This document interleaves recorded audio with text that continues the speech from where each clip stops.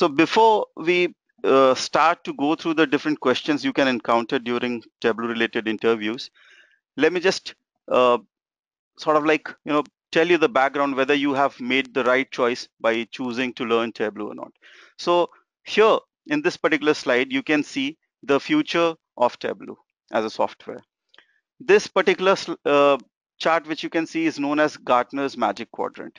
This was published on February 2015. They have published a recent one in February 2016. And like previous Magic Quadrants, Tableau again is the leader in terms of ability to execute. It's again in the leaders quadrant.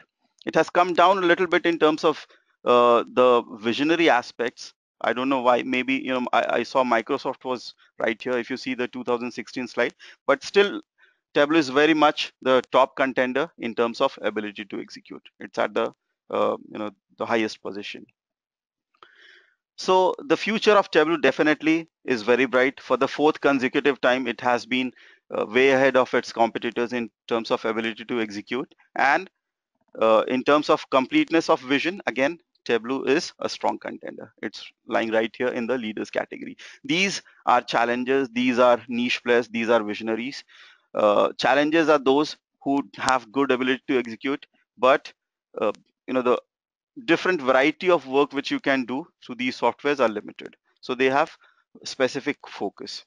Visionaries are those which have long-term good prospects, but it's difficult for you to execute your work in those players who are lying in this visionary box. Leaders, on the other hand, they can perform a variety of tasks for you, and you can do those works relatively easier. And Tableau is lying right here at the top of the stack in terms of ability to execute. Job trends, in terms of job trends, Tableau has shown very good progress. So here you can see the number of jobs which are related to Tableau have increased exponentially. So this is January 2015. I think this might be January 2016. You can see the demand for Tableau professionals have grown considerably. And the national salary trend for Tableau again shows that the salary trend for Tableau is increasing. So it's worth our time and effort to uh, learn Tableau and work in this particular field. One thing which I can tell you from my perspective, being a Tableau developer myself, I can tell you the job satisfaction level is going to be high because it's fun to work in Tableau. So you get constant feedback. Guys, am I audible? So I just got a message that my audio connection was lost. Could you just ping and confirm me if you are able to hear me? Okay, perfect. Thank you. So from a job satisfaction perspective, I can tell you, you will get instant feedback while working with Tableau. So everything is visual. All the components you invoke, all the components you work with, the output which you get, everything is right in front of you. So, it's pretty exciting to work on Tableau. As far as I'm concerned, I can vouch for that. And some major companies which are using Tableau include Cisco, Google, Yahoo, LinkedIn, Facebook, YouTube, as you can see the list here. Okay, so I was telling you about major companies which are using Tableau, and you can see, many big players are using Tableau. I've worked across multiple multinational companies. Many of them were Fortune 500, and many of them were using Tableau. So I worked in John Deere, I worked in Rio Tinto. All of them are Fortune 500 companies. All of them are using Tableau. So industry adoption is very high, and these are two, top contender when it comes to visual analytics. We have Tableau and we have Qlikview, and here is a comparison between them, the strong suit of Qlikview versus Tableau. So both can analyze big data. Tableau, as you can see, I analyze billions of data, I analyze millions of data. ETL tools are available in Qlikview. ETL tools are not available in Tableau. So that's one constraint which you will face in Tableau. And you have to do your data preparation, most of it outside of Tableau's environment. So if you are well aware of any database, if you are well aware of SQL coding, if you are well aware of Excel or Access, if you can manipulate your data well through some other tool, then using Tableau, you can visualize that data. Qlikview, on the other hand, offers you some ETL tools. So you can manipulate your data within Qlikview as well. Qlikview versus Tableau, another difference is Qlikview is very technical. Okay, it's much more complex as compared to Tableau. Tableau, on the other hand, is very intuitive, very user friendly, and to work with Tableau, to pick up Tableau, to learn Tableau is much easier as compared to Qlikview. And once you have, so while working with Qlikview dashboards, you have to keep your end objective in mind. You have to do all those preparation. Going back and changing your dashboard will take extra effort. Tableau, on the other hand, provides you the capability of rapid fire analysis. Okay, so you can just push in your data within Tableau, you can slice and dice the data, you can pivot this data, you can experiment with different kind of visualization. So you can work on the fly very quickly. At any point of time, if you want to go back and change some component of your visualization, you can do that very easily. That is a challenge with Qlikview. Okay, so if you have to build that context, you have to do thorough planning. So these kind of constraints are there with Qlikview. If you are looking for a very easy to work software, Tableau is the tool for you. Now, let's get into the crux of matter. We are going to pick up certain interview questions which we have framed for you. Some of these questions has been asked and raised by some of you, and we have tried to answer them here. So the first question, why is there a need to go for Tableau in spite of having huge number of open source and less costly visualization tools? So some of the reasons which I have mentioned, this particular question has been asked by one of you, okay? And this question actually makes sense. Tableau has a lot of competitors, okay? And just guys, just give me one quick second. Tool for that matter. So the answer is, first of all, Tableau is very, very easy to use. Dashboards are simple to build, even for a novice. Somebody who has never really worked with the visualization tool can learn Tableau easily. That is one big reason. Also, even for an end user, from an end user perspective, Tableau is very easy to use. So they have all the filtering capabilities, parameters, all at their disposal. You can provide your end users with these features and they can play around with the dashboard you have created for them. So adoption from a developer's perspective and from an end user's perspective, both is very high. Rapid visualization drag and drop feature. So Tableau has this drag and drop feature, which you can use for creating visualization very rapidly. Even very, very complex dashboard do not take months to create, which they usually do in some, if you're going to try some other visualization tool. Within Tableau, even complex dashboards you can create in matter of few days, okay, not even a week, I'll say. So it's just drag and drop, and you have to be aware of some advanced feature from time to time. You have to use them, but mostly it's just the basic feature which you are going to require most of the times. Now, the charts which Tableau provides you are very visually appealing. Okay, Tableau is based on best practices of visualization. It doesn't provide you 3D charts. 3D charts are not good. Okay, so this has been proven through different research that 3D charts and other those fancy charts, they are not good for visualization. Simple and visually appealing charts are best means to present your data. And Tableau is based on best visualization practices. It allows you to create visually appealing charts with vibrant, automatically generated colors. That is another reason. Tableau is very intuitive. You can customize, you can modify your visualization to a great extent, and once you practice Tableau enough, and I'm not talking about months and months of practice, I'm just talking about several weeks of practice. If you work like do 3-4 projects in Tableau, it will become very, very intuitive to you, because all the components which you utilize to modify a chart are right in front of you. So we have those shelves and cards where you need to drag and drop your values. If you want to show legends, they are right in front of you. You know how to do that. And if you want to change the color scheme, the option of changing the color scheme is right in front of you. So Tableau is very intuitive. I have tried to use Qlikview and it was not that intuitive at all. In fact, if I compare it with Tableau, it doesn't stand anywhere in terms of ease of use and intuitiveness. Also, Tableau uses Excel-like formulas, and it's an easy transition for many, because many people work on MS Excel. And those of you who have already worked on MS Excel, and since I'm assuming all of you have learned Tableau, so it'll be an easy transition for you. Many of these formulas follow the same syntax within Tableau and Excel. For example, if-else formula. Okay, the syntax is more or less similar. We have date diff formula. All of them are used in Excel as well as Tableau. So easy transition. Then we have a active user community. Now this is one feature of Tableau which is not very commonly mentioned, but I'm going to mention it here.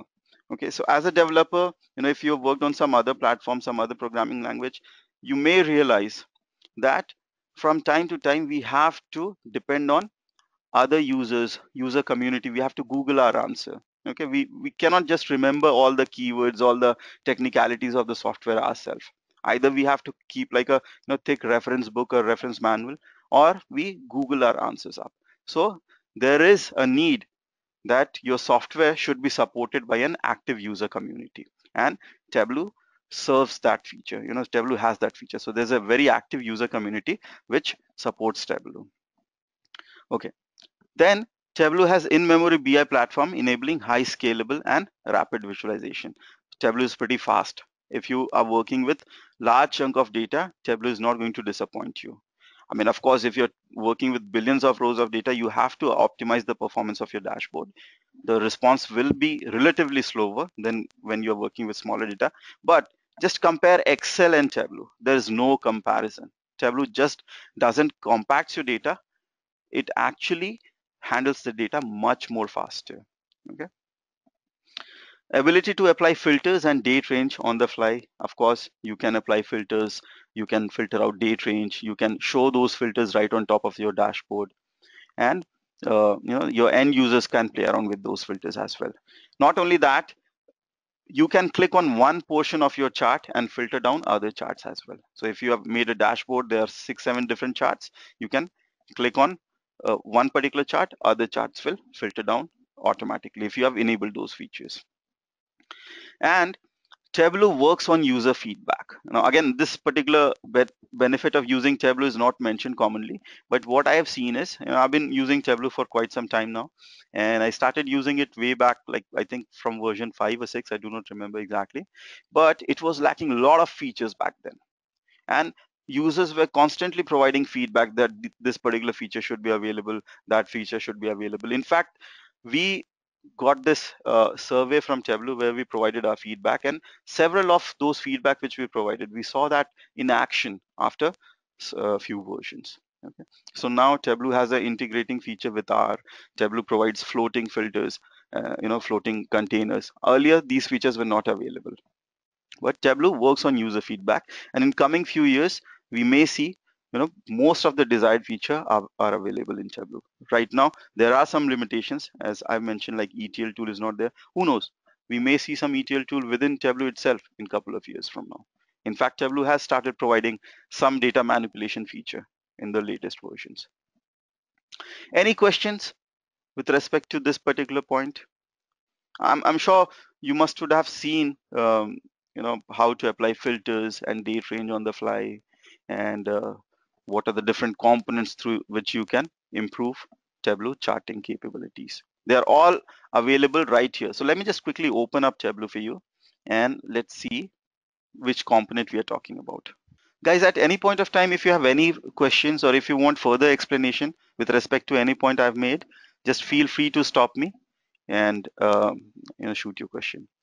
So for instance, here these are different marks and these are different cards and shelves which you are using to control your chart, to further modify and customize your chart. Okay, they're right here in front of your eyes.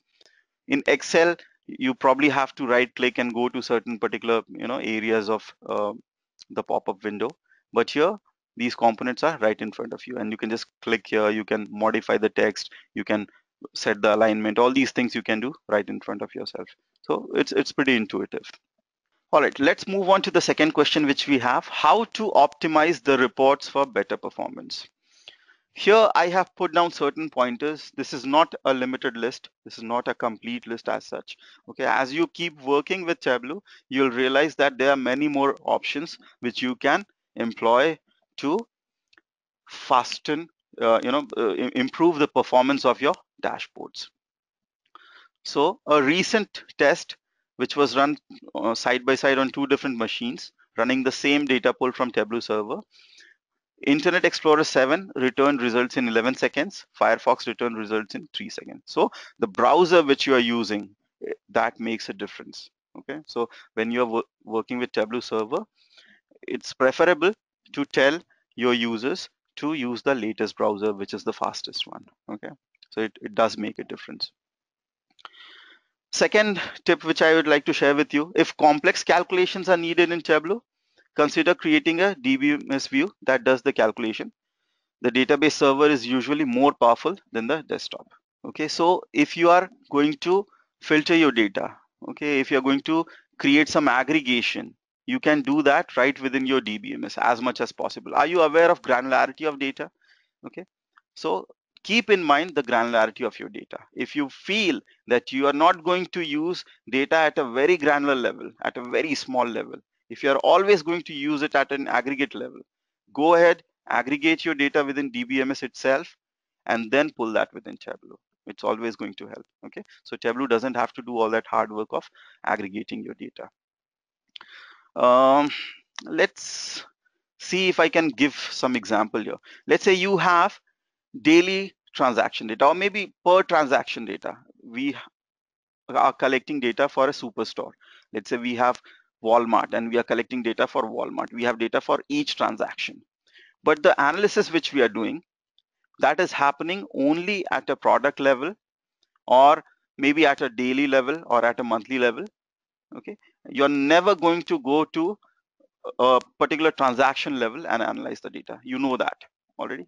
Okay, so what you should do is you should summarize your data at DBMS level and then pull that data within Tableau. It's going to help. Does that make sense? And consider the use of pre-computer aggregated summary tables when large data set are required, typically when summarized when used. Okay, again, same point. You have to sort of like keep in mind the granularity of your data. If you are working on calculated fields which are not going to change frequently, maybe row level calculation, some if else calculation which you are doing, okay, you can do that right within DBMS. If you are aggregating your data, summarizing your data, do that outside of Tableau. It's going to increase your speed. Of course, these points are applicable only when you're working with large data sets, maybe beyond 10 million rows or something. Then it's going to improve your performance drastically. Otherwise, if the number of rows you're working with is less than 1 million, then Tableau will be able to handle that seamlessly. It's not going to be a problem at all. Also, you should turn off automatic updates whenever possible. So, Tableau doesn't automatically updates your data. Instead of making a live connection, make an extract, update it manually whenever possible if you do not want auto refresh of the data. That's going to speed up the things. So next point, use as few data sources as needed to achieve your analysis and remove any unused data source. We have this tendency, of connecting to different data sources. As an analyst, I can say this. I do it from time to time. I've seen other people doing it. Even if they do not need a particular data source, still they make a connection to it. Okay, because they might need it in future. If you're working with big data, do not do that. Okay, connect to only those data sources which you are going to use, which you are sure you're going to use. And use extracts. So when you extract the data, you will actually get additional features like, you can use certain formulas. Tableau is going to optimize your data to improve its performance. So use of extract is going to increase the performance of your dashboard. When filtering, try to avoid the exclude option. So when you're filtering the data, there's this exclude option. If you use that, Tableau will perform a bit slow. So when exclude option is used, Tableau will scan all the selected data and then it will exclude it selectively. Okay, so try to avoid the exclude option, rather use the include option. And use Boolean calculation whenever possible with alias. Okay, so how to do that? How to use Boolean calculation whenever possible? Okay, so I'll just repeat what I said. So a couple of tips which I was sharing. You can create an extract of your data that's going to speeden up your calculations because Tableau optimizes its extract to make the dashboard perform better. So always create an extract whenever possible. You can refresh an extract. So refreshing your data, if you're worried about refreshing your data, whether it's going to work or not when you're extracting it, it's going to work. You can refresh the extract as well. And when filtering, try to avoid the exclude option, because when you use the exclude option, Tableau will scan all the selected data and it's going to slow down the calculations a bit. Okay, slow down the process a bit. Rather, try to use the include options. All these points are applicable when you're working with big data set. And use Boolean calculations whenever possible with alias. So for example, if you're using an if-else formula, okay, if you're using an if-else formula, you're trying to, let's say, analyze uh, if let's say if the age is less than 25 years, or if age is less than 18, say not adult, else say adult. Okay, if that is the formula you're trying to build, just build a simple formula, age less than 18. You will get results in form of true and false. Okay, and then use alias to rename true as not adult and false as adult. Okay, does that make sense? Let me just quickly show that to you through an example, how that works. Here, let's say we have fixed salary of different employees. Okay, so we have different employees and their fixed salaries. So some employees are getting above 10 lakhs, some employees are getting less than 10 lakhs. All right, so next suggestion, use Boolean calculations whenever possible with alias. Okay, now from times to times, you may face a situation where you have to categorize something. So for example, here I'm working on a data set which contains salary of different employees. Okay, and I want to categorize them, whether they are earning substantial salary or not. For me, substantial salary, let's say, is anything above 10 lakhs per annum. If a person is earning above 10 lakhs per annum, his salary is good, else his salary is average. Okay, so I'm going to build a formula here. So create calculated field, and I will call it salary categorization.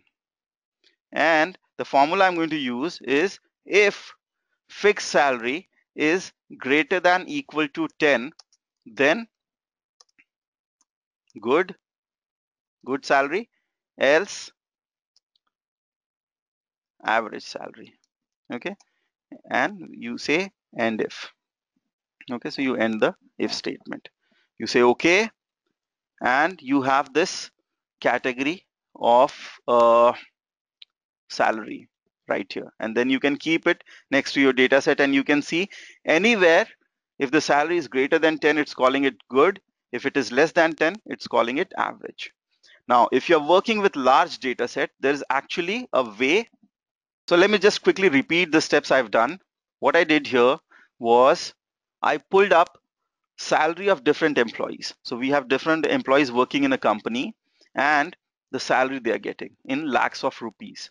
And I want to categorize these employees in two different categories, whether they are earning above 10 lakhs or whether they are earning below 10 lakhs. So I built this formula. I built this particular formula. I wrote this formula. If salary is greater than or equal to 10, then say the salary is good. Otherwise, the salary is average. Okay. And I said, okay, if I pull this data here, now it is performing as expected. Okay. If the salary is above 10 lakhs, it's calling it good. If the salary is below 10 lakhs, it's calling it average. It's performing the job. But if the data set is huge, if the data set is measuring in millions of rows or billions of rows, there's actually a way to make it faster. Okay, the way you should do it for performance optimization is this. So I'm going back again to fixed salary. I'm creating a calculated field, and this time I'm going to perform a very simple calculation. Fixed salary greater than equal to 10. No if statement. Okay, and I'm going to call it salary category 2. Second category I'm creating. I say okay, and I'm going to pull up salary category here. And as you can see, whenever the salary is greater than 10, it's giving me true. Whenever the salary is less than 10, it's giving me false. All I need to do now is right click and create alias. Whenever it's false, I'm going to call it average. Whenever it's true, I'm going to call it good. Okay, so there is no if statement here, just a very simple comparison statement which I built. This will be faster than the if statement. Salary category 2 will be faster than salary category 1. Okay, so this is another tip which I wanted to share with you. Does that make sense? Any questions? Is it okay? All right, let's proceed further. There are other ways in which you can optimize your formula. Use else if rather than nested else if in your logical statement. Here is a formula you can see.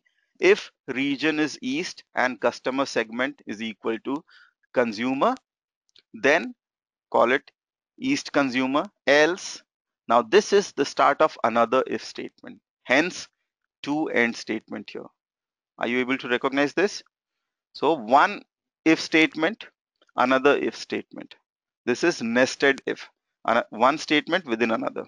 Okay, this one will be slow. You can write it like this. Instead of giving this space between else and if and making it nested, just give the next option as else if. Okay, check the second criteria. Here we have just one if statement, therefore just one end statement. This will be much faster. So these are some ways in which you can optimize your if-else statement.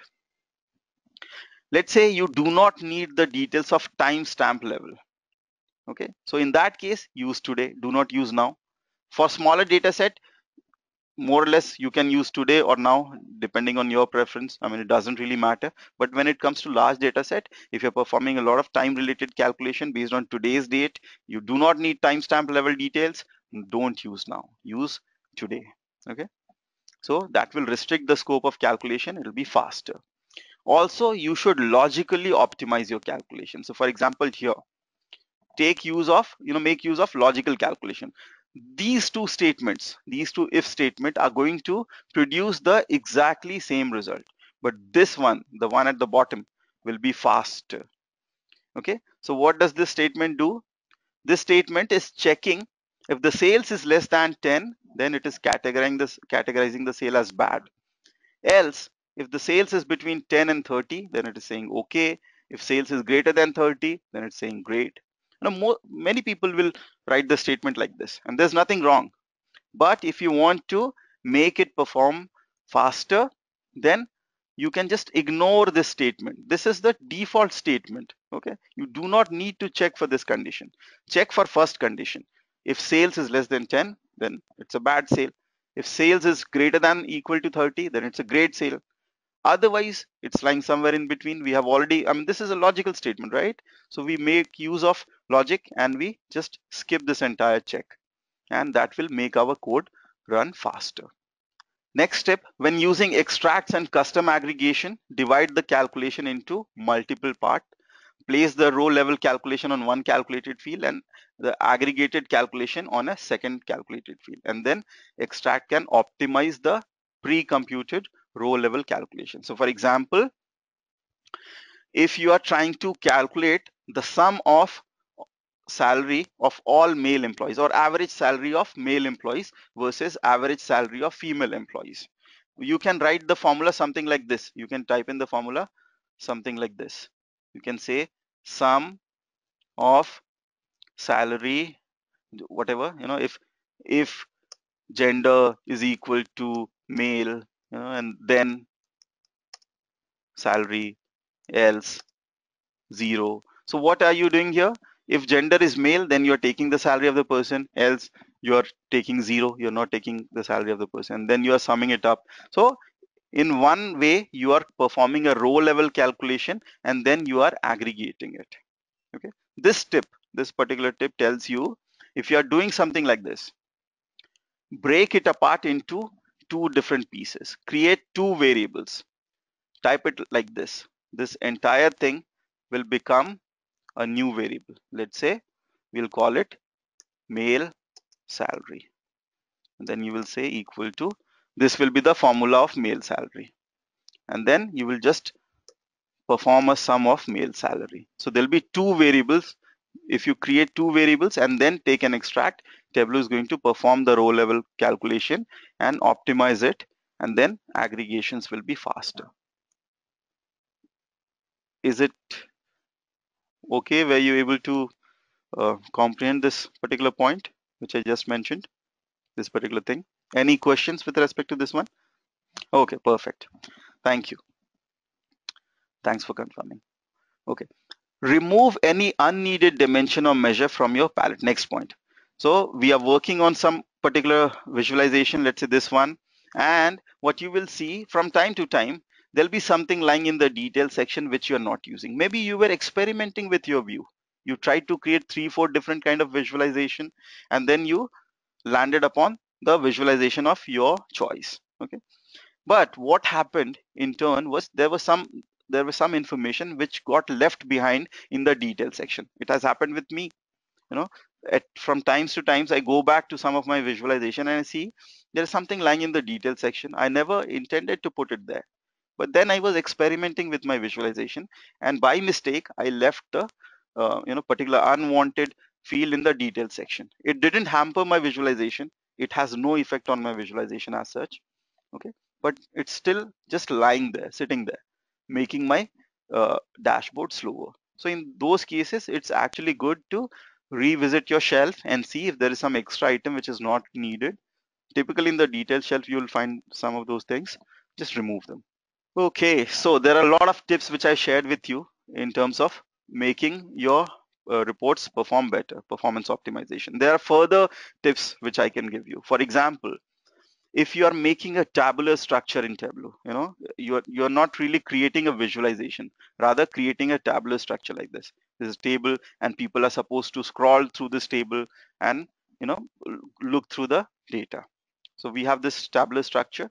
If you're picking any of these three, make sure the scrolling feature is not taking you very far down, because if your table is very big, it's going to give a terrible hit to your performance. Okay, so just make sure if you're doing something like this, create a hierarchy, enable plus and minus features. Especially people create huge table when there is hierarchy involved. So for example, global sales broken up by regional sales, broken up by country level sales, broken up by state level sales, broken up by city level sales. This will turn out to be a huge table, and people have to really scroll down. Create a hierarchy, let people click on plus and minus button, expand or collapse the view, because that view is going to slow down your dashboard considerably. So that's another tip I wanted to share. And then we have some context filters. Anyone of you is not aware of context filters? There are context filters. They are also used for optimizing the performance from times to times. So there are many different features you can use to optimize the performance of your dashboard. Okay, third question, can Tableau create operational report where data changes every second, and also it looks like the drill down table data that Tableau shows as picture format and cannot be refreshed real time? And this is question asked by one of you. I was not able to comprehend this question completely, but I'm assuming this question actually means that what uh, how you can actually refresh the data table. Okay, so there is a scheduling and sort of like a scheduling task which you can perform in Tableau. That is done on server side actually. So here is a link which I provided. You'll get this PPT, and once you click on this link, it'll give you step-by-step guidance on how to schedule your reports. There are some predefined schedules.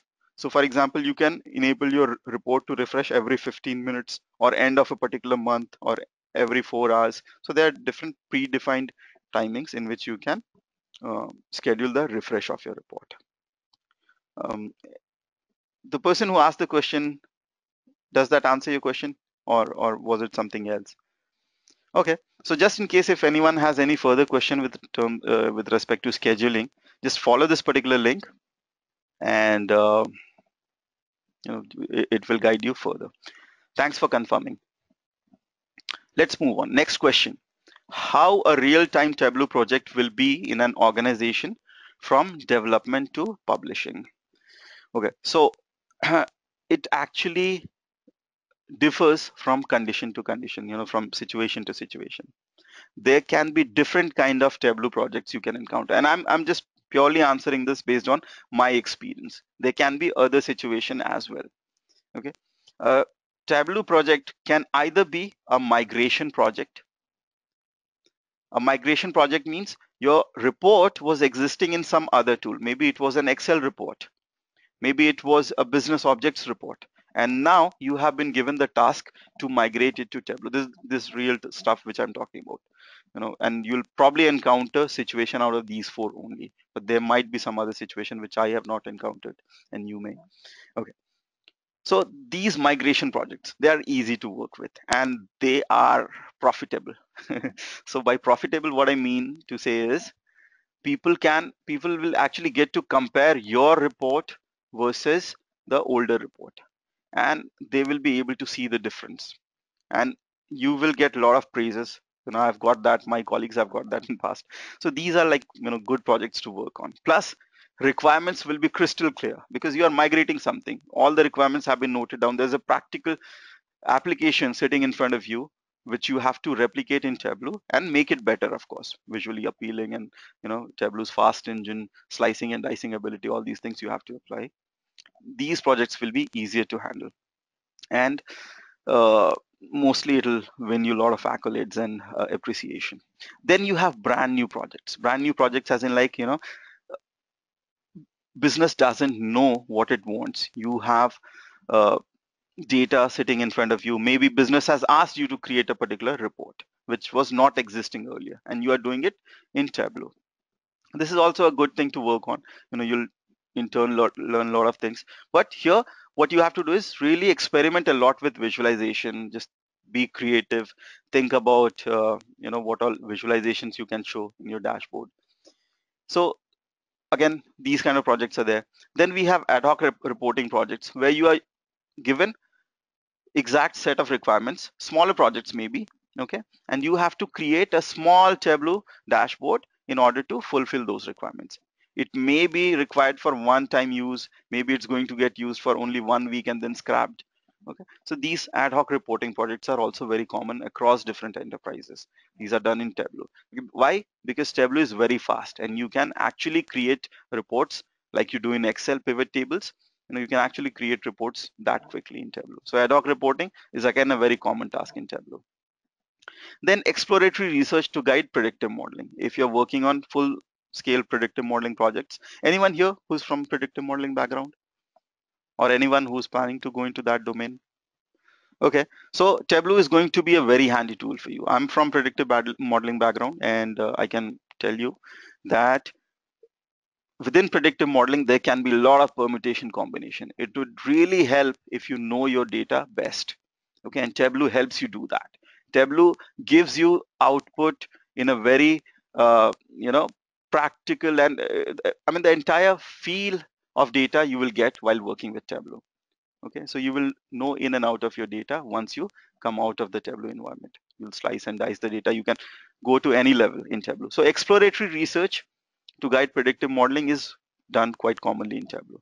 So you'll pull your data, you'll create scatter plot, you'll create some bar charts, and you'll see how the trend is moving. And then you will deploy predictive models where you find interesting trends, or where you see there is potential of predictive modeling to bring out some good results. Okay. Otherwise, it's difficult to just go ahead and deploy predictive modeling and then come out with no results and try some alternate approach.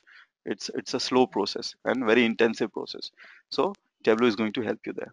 These are different kind of projects you may encounter, and based on the kind of project you are doing, the approach which you're going to take will vary. So I will talk about that briefly in my next question. Not this one. I'll come back to this.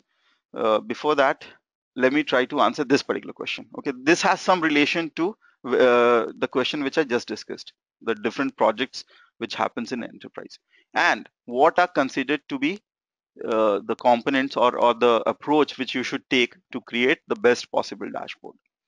So first thing, involve business people in dashboard design. Now, this is a softer aspect. This is not anything technical, but it hugely affects the success rate of your end product. Okay, especially if you're working on these kind of projects. If you're working on migration project or brand new projects, it's imperative to involve business people. Have recurring meetings with them. Okay, probably if your project is going to uh, be like 2 or 3 months long, have recurring weekly meeting maybe. Okay, or maybe twice a week. Show them your progress, take feedback from them, and then keep on working. They will provide you the necessary business context as well. We can, okay, so we have a question here. Can we make decision tree or regression analysis using R? Yeah, we can do regression analysis and decision tree using R, of course. Yeah.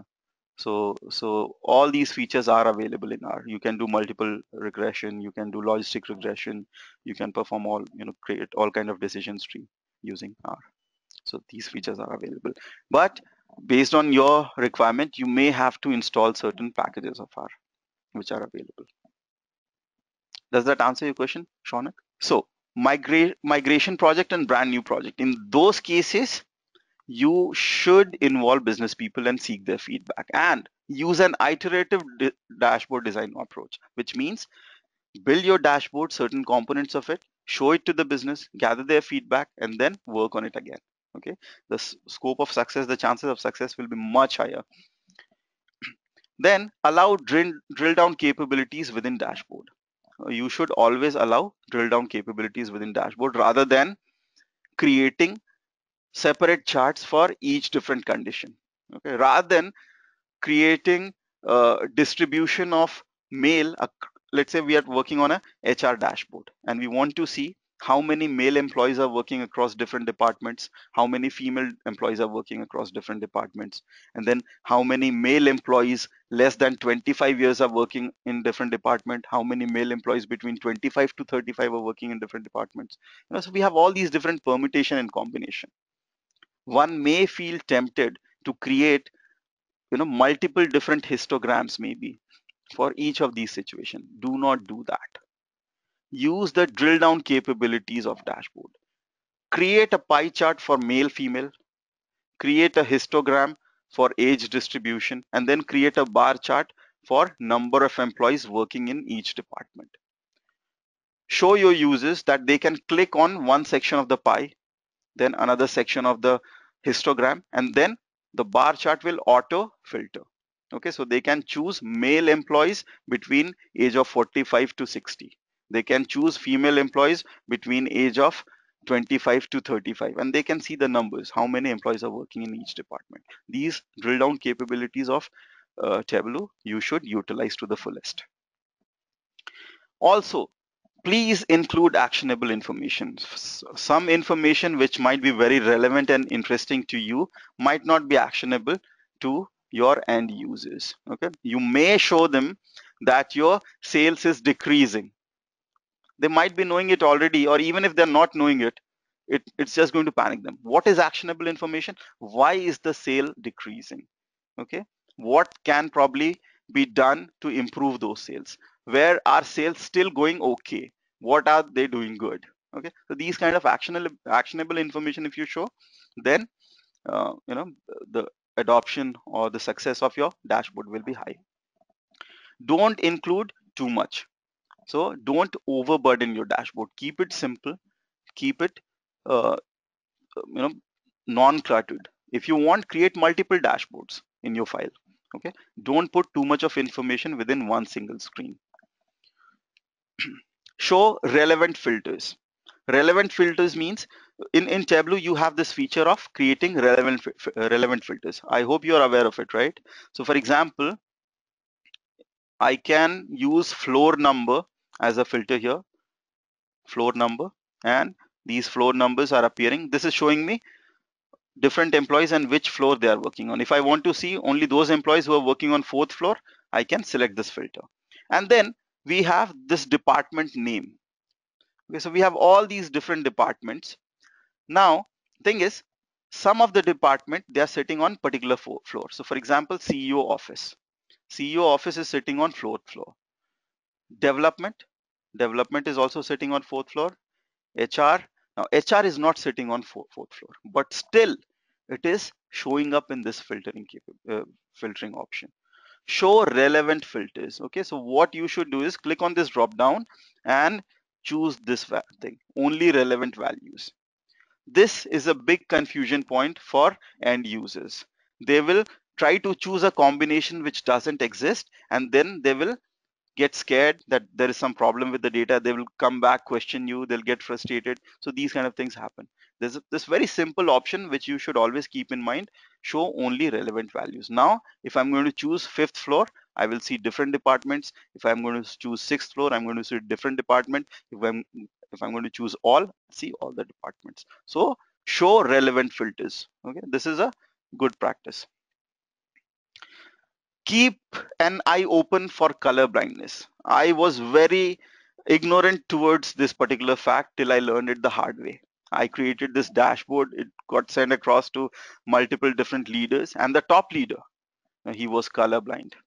I didn't knew. I was not careful enough, and that dashboard came back to me. I had to make it colorblind proof. So if your dashboard is being shared across multiple different users, maybe like 50 or 100 different users, assume that some of them probably will be facing this difficulty. Okay, and just adopt some technique through which you can counter color blindness. What are those techniques?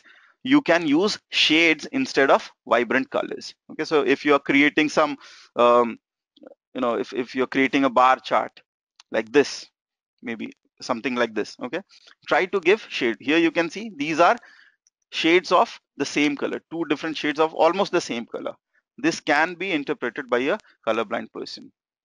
Okay, if you give two dark colors of different shades, maybe green or yellow, the colorblind person may find it difficult to comprehend. So just keep an eye open for colorblindness as well. Choose between percentage and real numeric value. So from time to time you have to show values as percentage. From time to time you have to show real numeric values. Can somebody answer this question for me?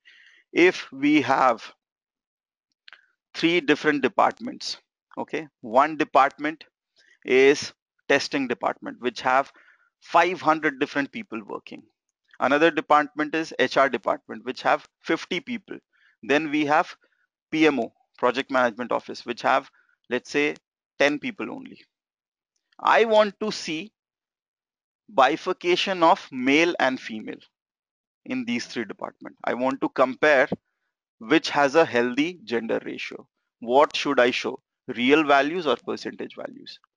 Percentage values is what we should be showing, right? Because you cannot compare apple and oranges. Okay, so if you say there are 100 female in testing and there are only 40 female in HR, that will present a very wrong picture, because 100 female out of 500 in testing, that's like 20%, and 40 female out of 50 in HR, that's like 80%. So there's no comparison. The gender ratio is probably, the female ratio is much more higher in HR. So here you need to show percentage value. So just think carefully about it. The example which I gave to you was pretty apparent. In real world, it might not be that apparent. So you have to think of it carefully, whether I should show percentage value or numeric value. And follow consistent and differential color coding. Okay, so for example, if you are building a HR dashboard, you are showing male female in a pie chart, and then male female again in some 100% stacked bar. Try to follow consistent coding for them. It should be consistent, and also it should be differential. So for example, if you're using yellow for female, then don't use yellow for managerial employees. Okay, so here is an example. Here, this is managerial employees, these are female employees. This code for female, this is code for people managers. Okay, those who have some team reporting to them. Whenever I'm going to use people manager in any other dashboard as well, I'm going to use this color only. Whenever I'm going to use female anywhere else, maybe if I'm going to say, let's say talk about terminations, how many female got terminated, how many male got terminated, like that. So I will try to use the same color scheme. So be consistent and differential. Show applied filters for user ease. Okay, now what happens is, if your users have too many different filters, and especially if they are working across multiple dashboards. If you have provided them 6-7 different dashboards and somehow you have linked these dashboards, so they are applying filter in one area and they are actually looking at dashboard in some other place, it's a good idea to actually show them what filters they have already applied. Okay, how can you do that? Let me see if I have an example here. Okay, I'm going to open up an example which will show you. Okay, never mind, I'll create the feature here itself. So let's say I'm applying a filter on those employees who are working on 4th floor, and okay, and then those who are working in testing and those who are working as senior associate. Okay, if I want, it's actually a good idea to show your end user which filter they have already applied. How can you do that? Maybe let's do it here. I'm going to expand it a little bit. I'm just going to edit the title, and you can send. Okay, I'm sorry, not here. Let me just do it at some other place. Let me do it here. So you can say gender is equal to gender, and then you can say let's say department name is equal to DPT is equal to department. Okay, so like this you can create uh, sort of like labels here in a better way. Of course, I'm doing it very quickly. And then if people are applying filter, let's say somebody applied a filter on PMO, they'll be able to see right here that the filter they have applied, they have chosen department to be PMO. And then let's say they have chosen female. So the current filters, the screen which they are looking at is for female gender working in PMO department. Okay, so it's a good idea to actually enable it. Yeah, and especially if you're using action filters, then you can actually apply filters across different dashboards. Okay, so I can choose female here, and it's actually going to filter out some of my dashboard, some of my charts in this particular dashboard. You can enable those features also using action filters. In that case, it's absolutely imperative to show these filters. Okay, what filters they have applied. Otherwise, people will get confused. They'll absorb some other information. They'll make different interpretation out of it. They might not even be aware they are looking at only female population. Okay, they'll assume that it's for all employees. Okay, so show applied filters for user ease. I mean, it's a good idea. And test your dashboard on different screens. I would recommend using this particular feature of Tableau. Go to dashboard, keep a fixed size. Okay, do not, never, ever, ever, ever choose this option. This is suicidal. Yeah, I mean, that's the word which comes to my mind. Automatic, never choose this. If I'm going to project this through a projector on a screen, it's going to look different. If I'm going to transfer it on to some of you, you have a different screen size. It's going to look different in your case. Some of the charts may blow up, some charts will become exceedingly small, some charts will become exceedingly big. This option is never a good idea. Always go for exactly or choose like a predefined exact size. And also it's good to uh, check it on different screens, especially if you're going to transfer it to different users. Now many of these tips are applicable for these two projects. So for migration projects and brand new projects, especially if you have more than 3-4 users who are going to use that particular dashboard, make sure you are following those tips which I shared with you.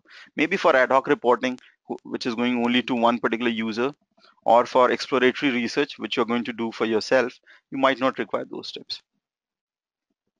All right, how to do effective data blending? This is another question which we got. So for data blending, of course, I mean, it's a more complex topic in Tableau, but for effective data blending, these are some points which you need to keep in mind.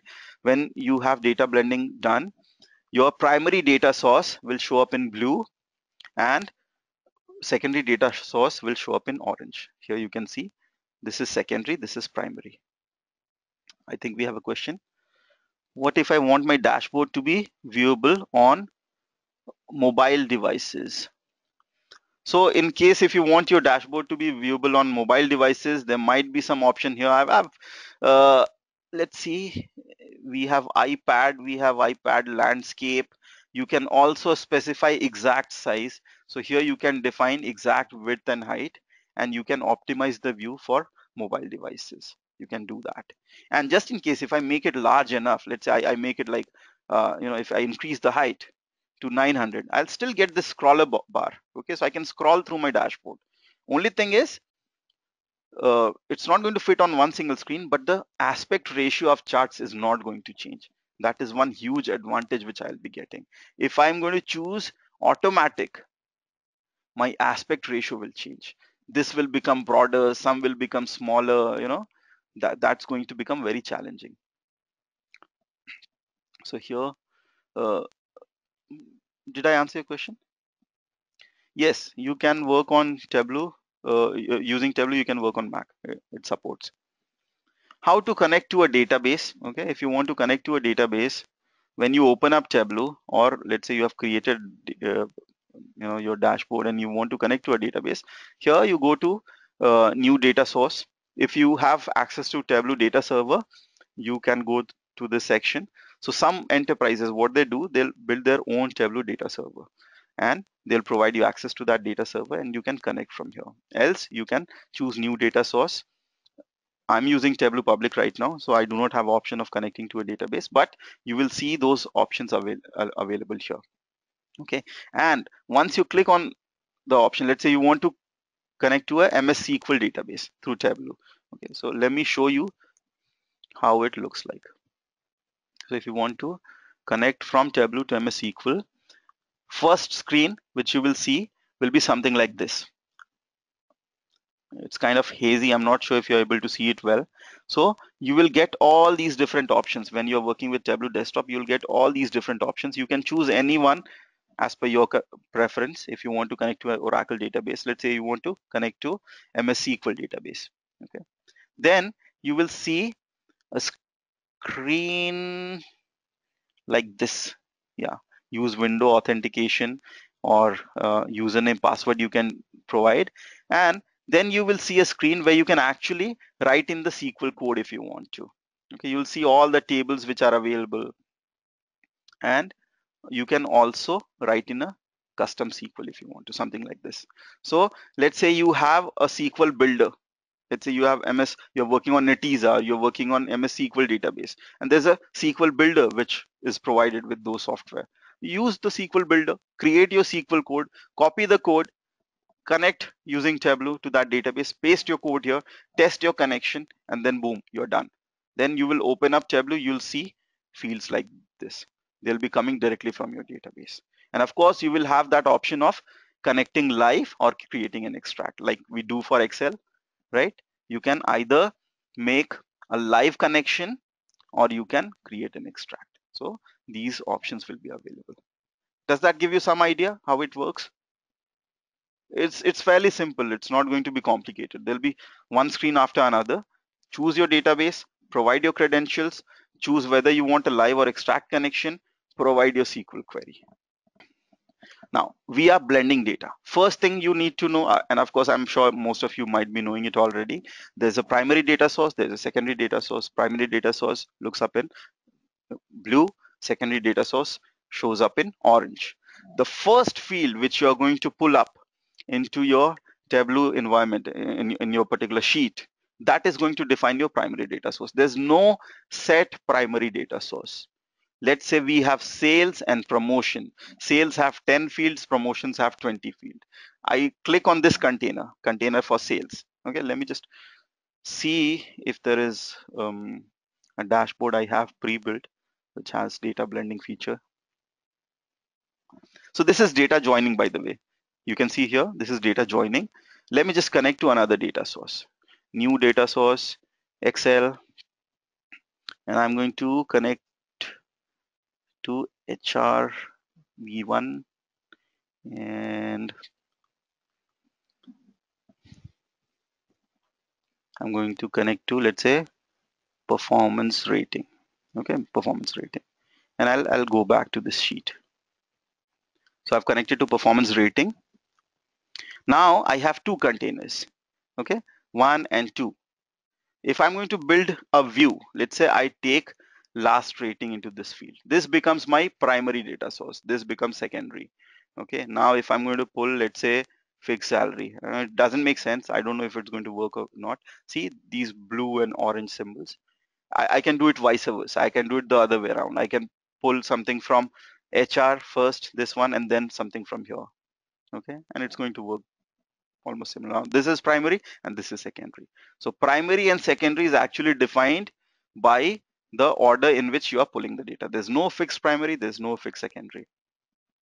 A default blend is equivalent to a left outer join. So you know, all of you know what is left outer join. We have two tables, one on the left, one on the right. It's like, imagine Venn diagram set theory. Okay, all the components, all the data from left side are being pulled, and only matching data from right side is pulled. Let me just show you left outer join. Left outer join. Let's see if we have, yeah, here it is.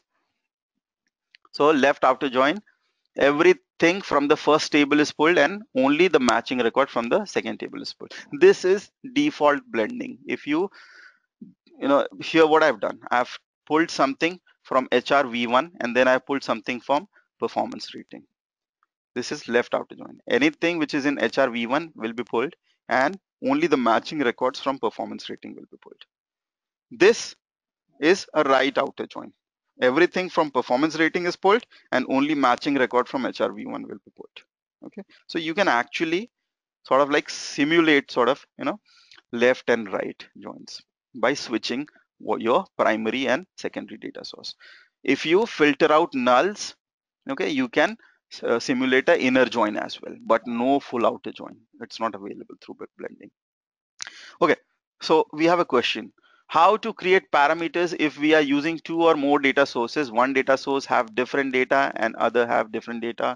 How can we use a global filter from two different data sources? If you are using blending, okay, filtering, if you apply filters, it's going to work, okay, but you can also use the parameter feature. So what you need to do is probably create a calculated field, put that in the filter section, and it's going to work. I'm not able to pick up the proper example here. Let's see. We have employee ID, and we have here we have, let's remove fixed salary. Let's say we have different departments. I'm sorry, I didn't join it on employee ID. So this thing you need to remember. Okay, you have to enable the blending feature on the correct field. And this was just part of the tip which I shared with you. We have to still come up to that level. Okay, so while doing, and I'm just going to answer your question on filtering. Let me just complete this and then I will show you uh, the example on filtering. So sometimes you see null value and this star symbol. Okay, just make sure that you are clicking on the right chain. Okay, so when you are doing data blending, you see this chain like symbol, and based on the field names, so we have last rating in our primary field and in our secondary field both, and that's where Tableau is suggesting you can create a blending based on last rating, or you can create a blending based on employee ID. Okay, the correct field should be employee ID and you should enable that. Okay, so just keep an eye open for that. Otherwise what will happen is you will be able to see this star symbol. Okay, it means that your data source do not contain enough information to blend. Okay, so just keep an open eye for that. Now I have enabled a connection between employee ID, between performance rating and HR. Now let me just pull up number of employees. Okay, I'm going to pull up number of employees, and I'm going to apply a filter on department. Let me apply a filter on department. Okay, so you will not be able to see quick filters. You can just drag it here, and then you can choose certain departments. Let's say I choose development and HR only.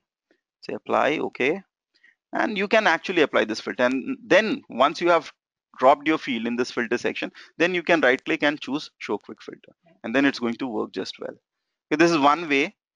Another way is you can create a parameter across, and a parameter and a calculated field in your particular, if both of your data source contains the same values, you can make use of parameters as well. Create a calculated field, use them in filter like I have done here. Department name, though it was not a calculated field, there was no parameter involved, but you can apply filters in blended data. Is that okay? Does that answer your question? Okay, last rating and department. This last rating, if you want to show it as quick filter, you want to show only high performance, maybe in development, it's going to work well, no problem. Yeah, we can apply that.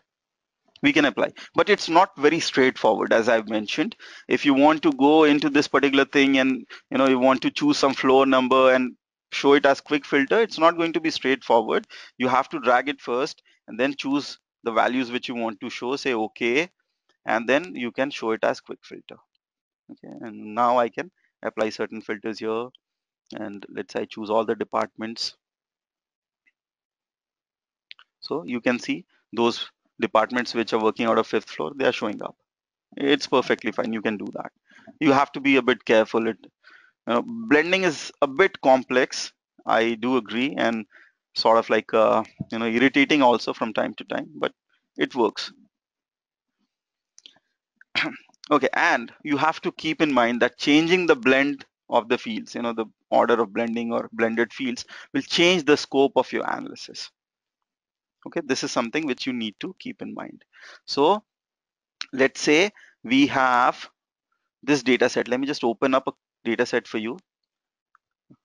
This is going to be a big one. So I'm not going to open up the main table, but I'm going to open up the lookup table.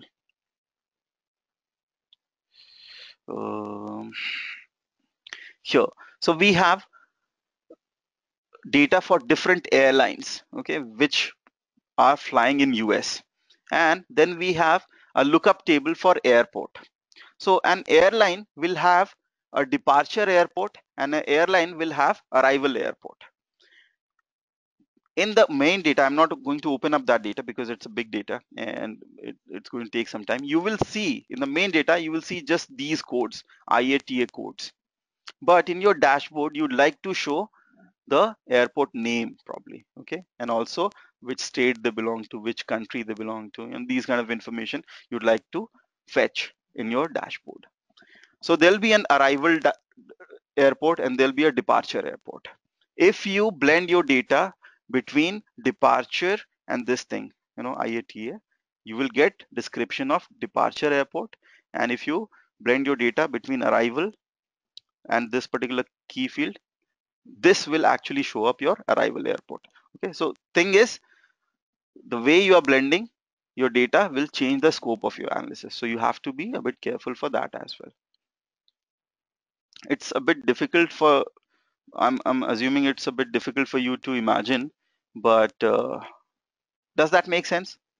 There is arrival airport, there's departure airport, and we have a single lookup list for all different airport. If you blend it from arrival, it'll show you arriving airport. If you blend it from departure, it'll show you departure airport. Is that okay? Make sense to all of us? We can blend more than one data source, of course. Let me just, since you have asked this question, let me show it practically to you. We may go a little bit overboard. I'm sorry about that. We may go a little bit overboard.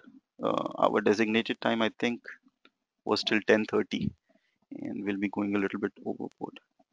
So here it is, airlines dashboard. It's going to take a bit of time to open up. So I'm just going to continue with the session and then we'll come back to it and I'll show you this example where I've blended more than one data, where I've blended one data source more than once. There's just one data source and I've brought it twice in this dashboard. Okay, so in the meanwhile, it's opening up. Let's proceed ahead. Which charts are widely used and on what particular situation is best to use them? So bar graph, line chart, pie chart, scatter plot, histogram, box plot, these are some of the widely used charts. And when to use them? Anyone here from my batch? I'm sure they'll be able to answer this question pretty well. Uh, I'm not sure about others, but do you have some understanding when to use a bar chart versus when to use a pie chart versus when to use a line chart? Let me give you some context. Bar chart you use when you have a categorical data and numeric data, maybe, or if you want to show count of categorical data. So when you are trying to compare categorical data, maybe male salary versus female salary, number of male employees versus number of female employees, we have categorical data here. If you are trying to compare categorical data, you use bar graph. Line graph is used to show trend over a period of time. If you want to see how things are moving with respect to time, is your sales increasing, is your sales decreasing with respect to time, mostly you use line chart. Pie chart is used to show the percentage contribution, mostly, in most of the cases. You can use it exceptionally also, but most of the cases. Pie chart is used to show contribution, percentage contribution to 100% of different components. Okay, so for example, you have your employee base. What percentage of employee are male? What percentage of employee are female? Don't use pie chart if you have more than 3 or 4 categories. Okay, it's best to use pie chart only when you have 2, at most 3 categories. If you are beyond that, it's better to use bar chart. Okay, then we have scatter plot. Scatter plot is used to show the relationship between two continuous numeric variable. When you want to explore the relationship between two continuous numeric variable, you use a scatter plot. Okay, so for example, salary of an employee versus age of the employee. Okay, you want to see if older employees are getting paid more than younger employees, or maybe experience of the employee versus the salary he's getting. These kind of relationship, if you want to investigate, you use a scatter plot. Then histogram is used to show the distribution of a continuous numeric variable. So for example, you have weight of different individuals. How, how many people are weigh between 50 to 60 kg, how many people weigh between 60 to 70 kg. Maybe if you're doing analysis for an airlines, and you have some sample data, you would like to analyze how many passengers or how much baggage weight maybe you should provide to your passengers. Histogram will probably help you. Most of the people carry between uh, you know 20 kgs to 30 kgs of weight with them. It will help you analyze. Maybe you can charge some premium on that. So histogram is used to show the distribution of continuous numeric variable, whether employees on average they are earning on higher side or they are earning on lower side. Then we have box plot. Box plot again shows distribution of continuous numeric variable, but mostly used for exploration. It will also highlight the outliers for you. Okay, so it will point out each and every individual data point on a particular box plot. You'll be actually able to see what is the distribution of your data. It's not a very common graph, mostly used for exploration, because general public, they do not generally understand box plot. You have to take time and effort to explain them what a box plot actually means. So mostly it is used internally between analysts for exploration purposes. Make sense? Any questions with respect to any of the graphs? Okay, assuming not, let's move on. How to be an expert with Tableau formulas. Here I have provided a link. This is like a reference guide for in online Tableau help, online reference guide. You can follow this. Let me just open it up and show. It contains uh, details of different functions which are available within Tableau, and with examples, certain examples. It's not very detailed as such. Each of the function is not explained through rigorous examples as such, but yeah, it's a good reference. So we have numeric function, string function, date function. Let's explore date functions. Okay, within date functions, we have date diff, date add, example here, date diff, example, all these things are there. If you want a more, tutor-like approach, where you want to sort of like get some context and, uh, those kind of things, maybe there are some good books written in Excel for Excel formulas, which are very comprehensive, contains exhaustive information about Excel formulas. Many of these Excel formulas are relevant to Tableau. Okay, there's one book I would like to recommend, Formulas, Excel 2013 Formulas by John Walkenbash. Pretty famous book, and you just need to read this part 2, using functions in your formulas. It'll tell you text manipulation function, date and time function, counting. Some functions like lookup functions are available in Tableau to some extent, not a great extent. Okay, LOD calculations. We are going to talk about LOD calculations.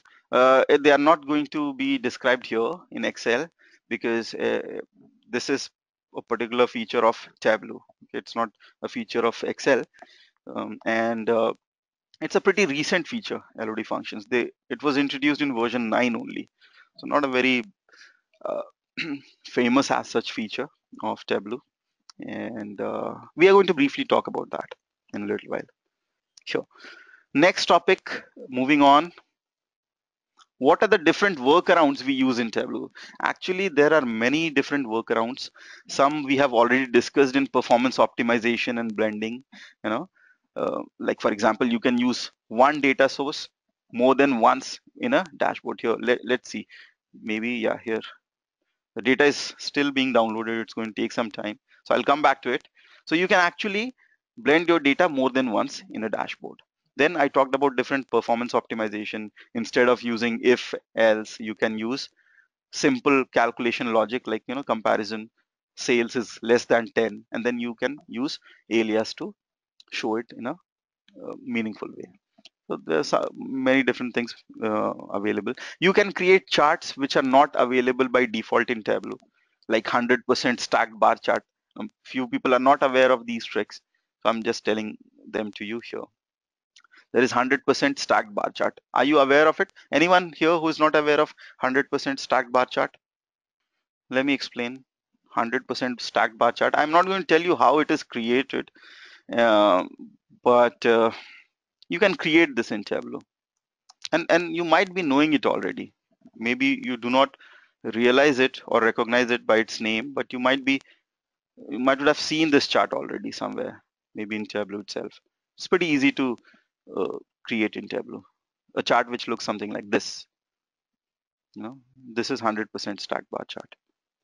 Anyone who doesn't know how to create this chart in Tableau, just in case if you want to learn how to create this, excuse me, just give me 1 second. I'm going to put myself on mute. Excuse me, sorry about that. So anyone who wants to learn how to create this chart in Tableau can stay back after the session and we can discuss it. So Nagaraja, do you know how to create this in Tableau? If not, those of you who want to learn how to create this chart in Tableau can stay back and I can pick up this topic after the session is over. Then we have donut charts. Now this chart, 100% stacked bar chart, is not available by default. Okay, so uh, you have to take certain steps to generate this. We have donut charts. Again, it's not available in Tableau. Donut chart, it looks something like this. Okay. Any one of you who can create donut charts in Tableau, I'm pretty sure many of you won't be able to, because it involves a lot of workarounds. So I'm not trying to tease you here, but there'll be recording available. I think there'll be recording available. Okay. So donut charts also, um, I can talk about maybe after the session. Okay, those of you who are interested, just bring up this topic and we can try to create a donut chart. It involves further steps. It's a bit complex to create in Tableau, but nevertheless possible if that's what you want to know. Okay, all these charts can be created in Tableau and there are workarounds available. You can create infographics. What are infographics? Infographics are like these jazzy uh, graphics which are published in magazines and all. Any one of you? Uh, Shri, you can get my recordings. I'm not sure about that. Why don't you raise a ticket to the support group? Maybe you can get some of the recordings from my session. You see, I mean, some of these 100% stacked bar chart is part of default part of my lectures. Okay, so you can just maybe follow the recordings. That will tell you about 100% stacked bar chart. Donut chart I do not cover generally. It's rarely used feature, but yeah, those of you who are interested can stay back and we can discuss it. These are infographics. All right. These are infographics. Maybe there'll be some percentages and some numeric values shown in infographics. Here might be, here you can see 47, 125. These are infographics. You can create them in Tableau if you want to. You can overlay other charts over your geospatial map. Have you ever created a geospatial map which has pie charts on top of it? Anyone who knows that? Geospatial map having pie charts on top of it. Let's see if my data opened up already. Here you can see, just coming back to the previous topic. As you can see, I have blended this airport lookup data twice. My original data, it contains airport code, okay, and then I have created a lookup.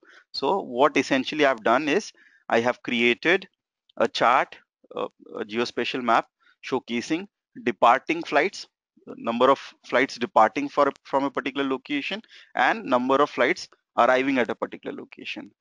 Geographical information is available only in this lookup table, not in your core data. As you can see, I blended the same data twice, once for arrival, once for departure. Does that give you some idea about data blending workarounds? Okay, and you can also overlay other charts over your geospatial map. So for example, you can create a pie chart on your geospatial map. You can do that, just in case if you're not aware already. Let me show you an example of that. Again, these can be made available to you through my class recording. So just request the support team to get access to my class recording, and uh, in case if you're not already aware of it, okay, and you would be able to see how to create these kind of geospatial map. Anyone who's not aware how to create these kind of geospatial map, you can see pie charts overlaid on geographical maps. Okay, so these kind of things are possible. So there, I mean, this list can actually be very long, and there are several different workarounds. Just keep your uh, eye open, keep your interest intact in Tableau, and you will learn a lot of workarounds there. Wonderful thing people have done. One place where I would suggest you can explore these workaround is Tableau public server. So people publish their work on Tableau public server, and they have done wonderful job. I mean, magical things using Tableau. So just try and explore some of those examples they have published. Try to recreate them from your side. Okay, level of details here. What are LOD, when we will use them? Okay, LODs, level of detail expressions, are recently introduced feature in Tableau 9.0, and before they were introduced, there was this nagging error message you will get when you'll try to mix up an aggregate function and a non-aggregate function. So for example, you have different employees, 100 different employees, and you have these employees are earning something. Okay, they are getting some salary. You want to see how far away they are from the average salary of all those 100 employees. So you want to calculate average salary of those 100 employees, and you want to calculate each employee how far away he is from that average salary. Okay, now it's a combination of row level function and aggregate function. Average salary is aggregate function, individual salary is a row level function. You want to calculate something like this: salary of an individual minus average salary of the entire 100 people group. If you were going to try this in earlier version of Tableau, you will get this error: cannot mix aggregate and non-aggregate arguments with this function. Level of details are a way to address this problem. Okay, and it's a big topic and needs a lot of discussion. Due to lack of time, we won't be able to take it up, so you can read more about them here. It's pretty simple, straightforward, no rocket science. There is this syntax which you need to be aware of: level of details, expression syntax. Fixed, include, exclude. Okay, so using fixed, you can talk about I'm sorry, using include, you can talk about dimensions, and exclude, level of details, expression, explicit. Even, to be honest enough, I haven't used this feature much. Okay, because I have recently migrated to Tableau 9.0 like a couple of months back, and never really required to use this function, but seems fairly simple and straightforward. And there are certain examples given. In fact, for simple straightforward calculations, you can aggregate the function like this, I think. Yeah, here it is. So this is not going to work, but this one is going to. Okay, so this has level of details expression embedded. So within curly braces, they have included. Just go through this article. I provided the link in here, and you'll be able to see more details on level of details. Now, this particular error message was pretty nagging, let me tell you. A lot of times I've tried to do things which didn't work out because of this particular limitation of Tableau. And level of detail seems to be a pretty exciting feature to me, and I'm pretty sure you're going to encounter it frequently. Extracts, what are extracts? Extracts will increase the performance of your dashboard. It's a way in which Tableau will extract the data, keep it aside, optimize it for faster performance. There are certain uh, formulas, additional formulas which becomes available when you create an extract. So for example, count D formula. There's a typo here. It should be count D, not counted formula. It should be count D formula. And I'm talking about earlier versions of Tableau. I'm not sure if it's available by default in Tableau 9.2 and above, but count the formula was not available by default unless and until you're creating an extract. This distinct count formula was not available to you, only for extracted data. And you can control refresh on an ever-changing data source if you're using extract. Okay, if you make a live connection, data changes, your Tableau report changes. Okay, if you have scheduled the refresh. In extract, you can control the refresh, allow users to refresh the data based on their preference, or you can schedule it also if you want to. So there's a lot of control which you get on data refresh by using extract. Good feature especially improves the performance. How to refresh your visualization from your desktop environment? So go to data. Okay, here let's say if you have this data source, go to extract and click on refresh. If you have created an extract, if you have live data, you can refresh it right from here. What is data visualization? Okay, now we are coming to common interview problems. These problems have been asked by you. Question number 12 have been asked by uh, the learners. Okay, now some common interview questions. What is data visualization? Data visualization refers to the technique used to organize and present information intuitively using different visual techniques, and it enables you to quickly answer question, and your data becomes a competitive advantage instead of an underutilized asset. If you're going to show your data in tabular format, it will be very confusing for the users to digest that information. If you show it visually in form of charts and graphs, it becomes visually appealing, uh, more user friendly. So there are different techniques of data visualization which involves things like when to use a particular kind of chart, under what kind of situation, what kind of color themes to follow. Some of those things we already discussed in some of the previous questions.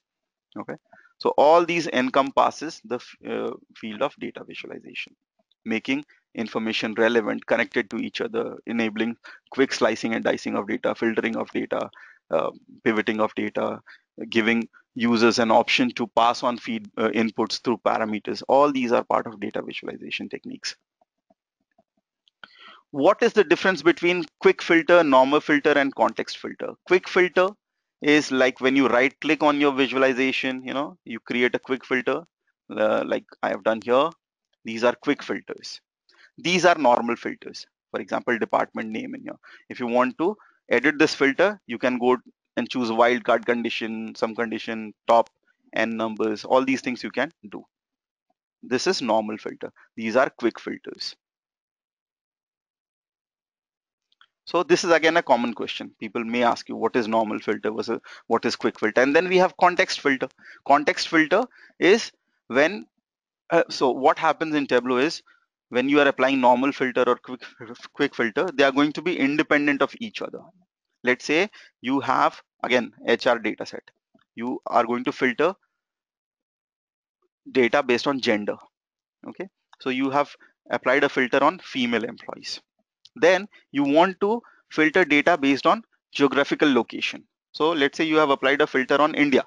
So what is Tableau going to do? Tableau is going to apply filter on female employees, and then again it's going to apply filter on all the data set, all the rows on India, and then it will show you that data.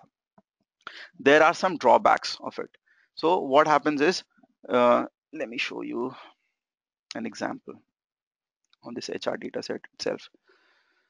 So I am going to pull up department name and fixed salary, and I'm going to show, let's say, average salary, and I'm going to take gender, apply a filter of female here, and department name, top, let's say I'm taking top 3 values by fixed salary, average fixed salary. I say apply. Okay, let me just remove the gender. uh, I'm really not able to think of a proper example in here. So what actually happens is, um, when you apply normal filter, they start from scratch for each filter you are applying. Okay, let me see if I can simulate that thing in here. Let's say we have chosen both male and female. So top 3 departments: CEO office, HR, and testing. Okay, if we apply a filter of female here, okay, then again you can see CEO office, HR, finance and facility, and testing. Okay, what if we take this gender and keep it here? We have to put a context. Actually, it's not going to be visible until we put a context filter. So what context filter does is it will apply a filter by default. Okay, so you can restrict department name here, and then if you pull in gender, let's see if the results actually changes. It's not actually changing in this particular case. I've chosen a lame example. Okay, so context filter, what it does is it will apply a filter at first level, and then rest of the filters which you are applying will be applied later on. Okay, so the next set of filters will actually work on filtered data. So when you apply a context filter, a new data set, a temporary table will be created, and then your rest of the filters will work on that temporary table. Okay, it's going to speeden up your thing, speeden up your dashboard. And also when you're using certain situation like top n, in my particular example it didn't work because that was not really relevant. I'll pick up some data example and probably post it as a article on the Tableau this blog section. Okay, of Edureka. And there you can see mostly for top n results we use this context filter. Okay, so we have normal filter, we have quick filter, and we have context filter. Context filter will create a temporary table, and then other filters which you are going to apply will get applied on the context filter. Okay, so it will be level filter. One filter applied, second filter will get applied to the filter data, not all the data. Usually used for top n values, extracting top n values, these kind of things. Okay, what is data blending? We have already discussed it, so I'm not going to go back to this discussion again. And when do we use data blending? So data blending is used when we are pulling in data from different sources. So for example, we have some Excel worksheet, we have some table from Oracle database, we have some table from Tableau server. So in that case, we can combine them all into single view using data blending. But given a choice, you should always go for data joining. If your data is coming from the same data source, let's say you have one Excel file which has multiple tabs, and you have an option of either blending the data or joining the data, go for data joining if you have an option. It makes things more intuitive, straightforward and all. Okay, data blending is generally used when you are working with different data sources. Stop me and ask me any questions you might have. I just don't want to it to be like a one-way communication where you're getting sort of like overwhelmed by the information I'm throwing to you. So just stop me and ask me any questions you might have. Another important question. This one is quite important actually. So what are the differences between TWB and TWBX? So TWB is general Tableau file and TWBS is Tableau packaged workbook. So TWB Tableau workbook and TWBX is Tableau packaged workbook. Tableau packaged workbook is like a complete set of data plus any image which you have kept in your dashboard, all of them combined together into one zip file. TWB, Tableau Workbook, is just a set of instructions which Tableau utilizes to draw your visualization. Okay, it doesn't contain any data. If you have used a picture, if you have embedded a picture, that is not going to be available. In fact, you can open up a TWB document, by right clicking and opening it up in a, if you have Notepad++, you can open up the TWB and see the code behind it. It just contains the instruction. There is no data. Okay, so how Tableau should repaint your data on screen, those instructions, that's it. So my question to you, if you are going to share your data with some other person, you are not sure if he has access to data or not, which extension should you use, TWB or TWBX? That's correct. So always use, in fact, I'm going to suggest that you always use TWBX. Sunil, I'll repeat the question once again. If you're going to share your work, your Tableau work with someone you're not sure has access to data, okay, you have also embedded some images into your dashboard, are you going to share a Tableau workbook or a Tableau packaged workbook, TWB or TWBX? So Arnold, you have answered it correctly. Himanshu, you have answered it correctly. Can I request answers from other uh, attendees as well, please? Just try it once, guys. It should be Tableau packaged workbook, TWBX. And this is a common question, by the way. Okay, don't, if it's not clear to you, just let me know. Because when you're trying to save your Tableau work, there'll be just two options you'll be provided with. These two. Okay, it's a common question. I've asked these questions in interview. What are the difference between groups and set?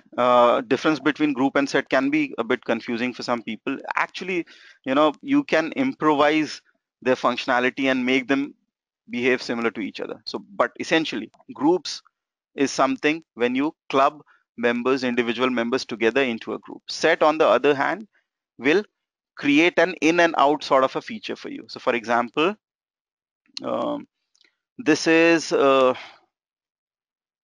we have job title. I can go and create a group here. I can say CEO, manager, senior manager, SVP, and VP. These people are people manager. Okay. And these people, other people, associate, junior associate, senior associate, SME, support staff. These are individual performers. I can do that. Okay. I can say, okay, this is how we create a group. Then we have set. Okay, in set what we do is we create a set. So we'll say create, and then we create a set. Okay, and then we can apply a condition. Let's say you want to create a set of all those people whose average fixed salary is maybe greater than let's say 10. Okay, and you can say this is high earning people. So this is how you create a set. Okay, and then once you create a set, then what happens is you can pull this set into your analysis and maybe pull in some other details maybe, and then you can see this in and out.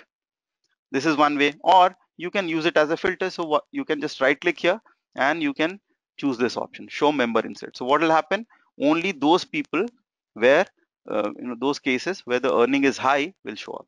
So here for each of them the salary is going to be greater than 10. Okay, as you can see. So it can act as a filter on the fly. If you choose this option, show member set, if you choose this option, you'll see how many people are lying in that range, how many people are lying beyond that range. So basically they serve different purposes, but you can improvise them, use them along with formula and make them behave like each other. So for example, I can create a group and then I can create a formula on this if else formula sort of, and then I can use it simultaneously to create like a set like feature. Also you can create unions and intersection in sets. I hope you are aware of all those things. Okay, so you can create a union of set, you can create an intersection of set, all these things you can do. So these are differences. Page shelf. What is page shelf? You can analyze data on Tableau using a feature called page shelf. Page shelf will actually create different pages of your different situation. So for example, if you have I'll show this, actually I'll show page shelf in action to you.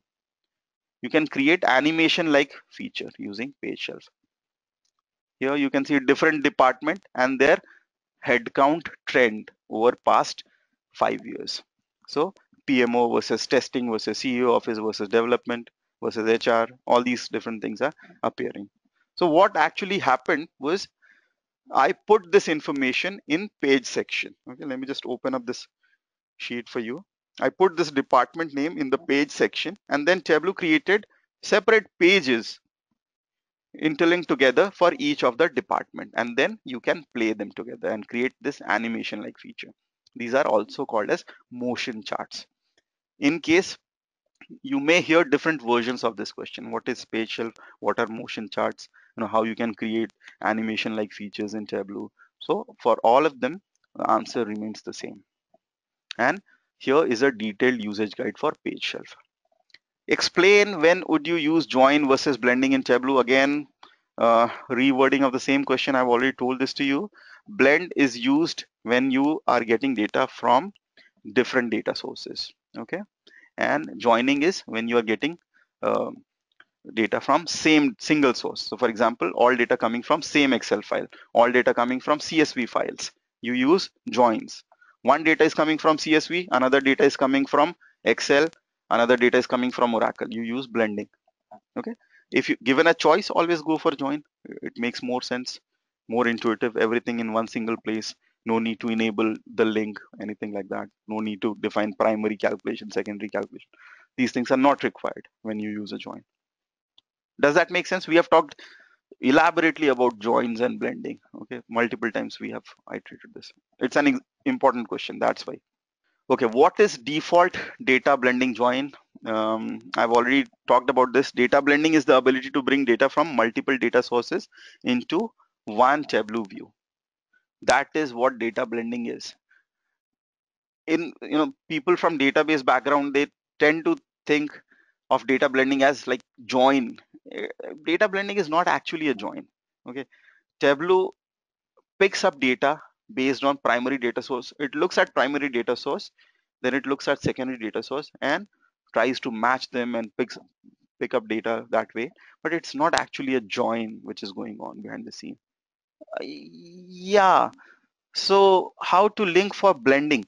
I'm not sure, Shri, I was able to follow this question. So how to create blending? How to work with data blending? Is that the question? It was covered in my session, if that's the question. So how to join through multiple different data sources? Maybe if you have a CSV file and an Excel file, how to import both of them, how to create links, these kind of things was covered in my session. So you can just follow the videos from some of my sessions and you'll be able to grasp those topics. In case still if you have any doubt on any of these topics, feel free to drop in an email to Tableau's Edureka support. Mention my name, Shashank. Okay, and just in case if you want it to be clarified by me, just mention my name and I can try to, they'll route the question to me and I'll try to answer to the best of my abilities. Okay, so there is a bit, if you try to think of it logically, or with data blending is not actually joined. No additional column is created. Okay, so when you do a join, new columns are created. Your data changes, sort of. Okay, in blending, your data doesn't change. It's just a method of bringing fields from different data sources together in one single view. That is what data joining is. I don't know how it works behind the scene, but how data blending actually you can utilize in different innovative things, different innovative ways. Okay, so sales, that you can actually capture date of the sales, and you can compare the monthly head count from a different data source, and you can blend them. One section you can aggregate the date into month, another section already has month, you can blend it, one calculated field, one core field. Okay, you can blend them together, no problem at all. Blending you can do in multiple different ways. You're just limited by your creativity. At times it can be nagging, I do agree. So at times you may encounter problems which doesn't make logical sense, but then it's just the way you have defined your blending. You can, if you change the scope, you can make it work as well. Okay, I've done pretty crazy blending and I've seen people doing crazy kind of blending and creating wonderful results. Blending is a powerful feature, but given a choice, go for data joining. It's easier and will intuitive also. And you can emulate left join, right join, inner join by setting your primary and secondary data source the way I've explained to you already. So if you choose your primary data source and secondary data source, it'll be a left join. If you flip them, it'll be a right join based on what you're choosing as your primary and secondary. If you filter out null values, it'll become an inner join. Okay. There is no option of creating a full outer join. What do you understand by blended access? In Tableau, measures can share a single axis so that all marks are shown in a single pane. Instead of adding rows and column to the view, when you blend measure, there is a single row or column. Uh, let's see this one. I think we are talking about dual axis in here. The hell? I'm sorry. Oh, blending of axis. Okay. Okay. So essentially, when you have two different measures, you can actually blend their axis. Okay. It's like, let me see if I can create an example for you. We have number of records and we have date of joining, let's say, and we have created a trend line. And let's say we have different department names in here. So let's see. I mean, essentially, if you blend the axis, everything will come in one single way. Actually, it stands for when you have two measures, not two dimensions, but two different measures. So we have this and we have this fixed salary. So I'll take fixed salary and put it in here. Okay, and then you can blend the axis. Are they talking about dual axis in here? Might be. I think that's what they are doing. This is blending of axes is what they're showing. Okay, and then you can sync them if you want to. So we have two axes here. If you want, you can sync them. So let me see if I can sync them together. Okay, I'll get back to it. I haven't used dual axis for a while now. There is an option here through which you can sync the axis actually. Okay, and that will create the same axis levels in both the fields. So essentially one line will be on top, another line will crawl through the bottom. So yeah, right side we do have this option. I'm not able to see it here, maybe because of scope of my calculation or some problem. I'll make it work. Okay, and I'll post some screenshot of this. Synchronized dual axis option is there, but I don't know. Oh, I have to enable dual axis first. Is that dual axis enabled? And okay, so I have to remove include 0. I'm sorry. From here, and then I right now this option is not enabled for some reason. Uniform access, maybe independent fixed. It's not working right now. Synchronized dual access is not working for some reason. Maybe because of scope of my calculation. I'll check this. Okay, why this is happening. I apologize for this one. This option is not actually very difficult to use. For some reason, it's not working right now. I'll see to it. I'll post a correct solution to this pretty soon. Okay. What is story in Tableau? This is again a new feature. I think it was introduced in version 8 if I'm not wrong. And story is a way to present your findings or your analysis in a step-by-step manner. That's it. I mean, story probably is a fancy name. No, it's nothing new. So basically you create your worksheet and your dashboard. Story is a way to put them in sequence so you can give your users a guided tour. Okay, like if you're trying to present something, some findings, interesting findings to your user, you can first build the context. Let's say we're talking about HR dashboard. Okay, HR workforce analysis we have done of a company. First point you would like to say, this is the workforce profile of our company. These many male employees are there, these many female employees are there, these are different employees working in these different grades. So you will create your first storyline, which is this is our HR profile. Second story point, you will compare the ratio of male and female. Okay, and you will say there seems to be a gender bias. If there is a gender bias, okay, if you are investigating on gender bias. Third story point, you can say where this gender bias is coming from. Okay, so you will say, okay, these are different departments where the gender bias is the highest. Okay, then fourth story point, what might be the reason. You can provide some hyperlinks, some external sources for the reason. Then fifth story point, maybe you can show the revenue stream of those departments which have healthy gender mix and probably they're better. Okay, absenteeism rate is probably less in those departments where we have healthy gender mix, and then you can put your final point that we should have healthy gender mix. So story is nothing but a sequence of worksheet and dashboard to convey information in a more meaningful manner. Okay, it just gives your users a guided tour. They don't have to hop for information from one place to another without knowing anything. You guide them. Okay, it's like those slideshows which are available on Yahoo and different websites where you click on that arrow and it takes you to the next picture, maybe some Bollywood story or some you know some fancy story they want to share with you. Similarly, you can create a story in Tableau as well. Make sense? So these are story points. And what is the difference between discrete and continuous in Tableau? It's actually consistent difference. It's like part of uh, all-round analysis, not just in terms of Tableau. What is discrete and what is continuous? Discrete is something which has limited number of values. Discrete values are counted as distinct and separate and can take individual values within a range. So for example, number of threads in a sheet, customer name or row ID or state, okay. Gender, for example, coming to my HR example, gender or departments, these are discrete values, okay.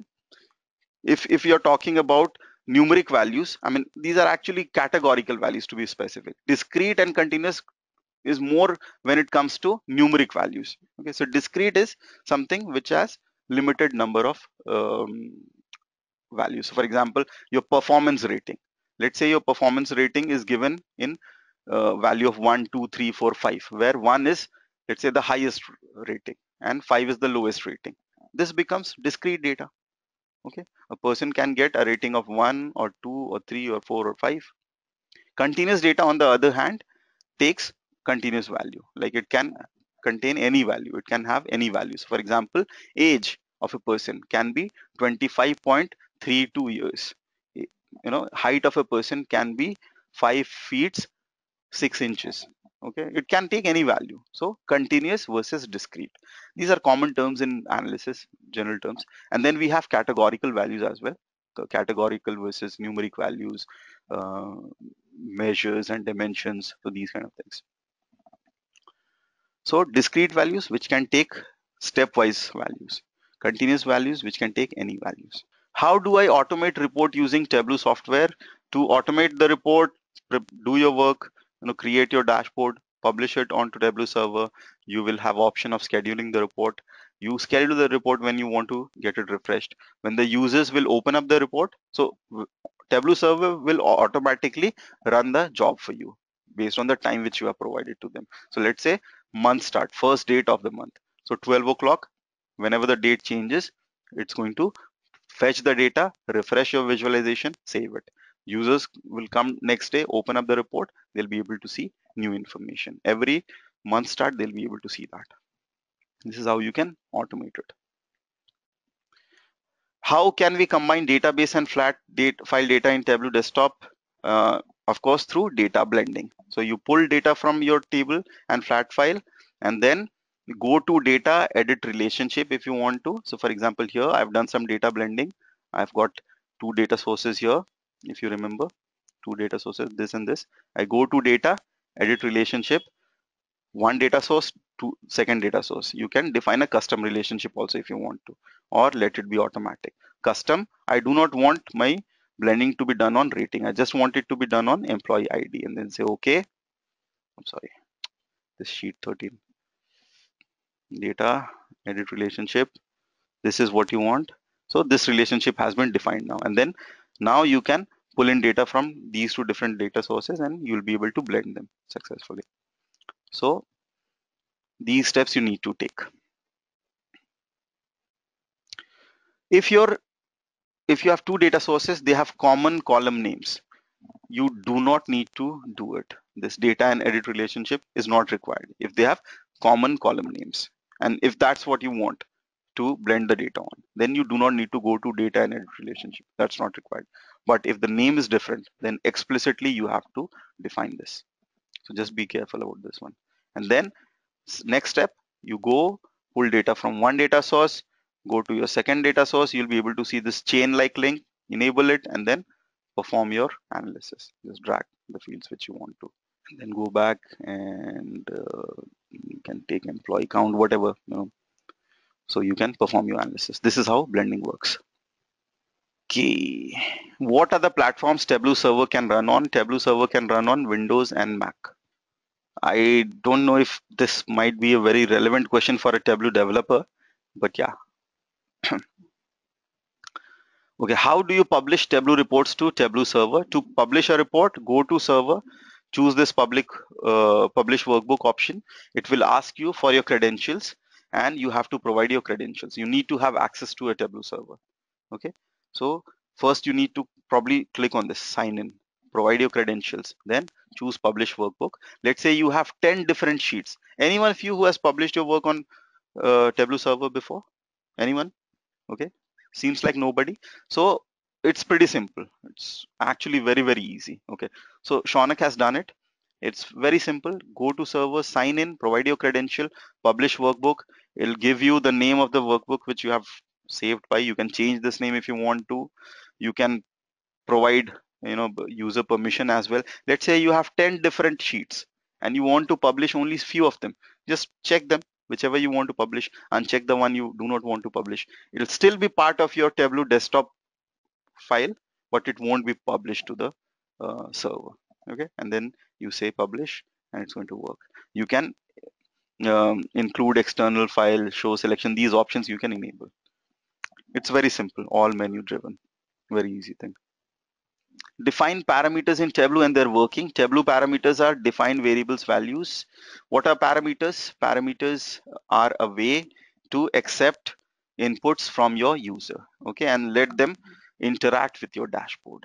Okay, and you can place parameter controls onto your dashboard. Users can pass on values through those parameters. You can use those values in calculation and filters.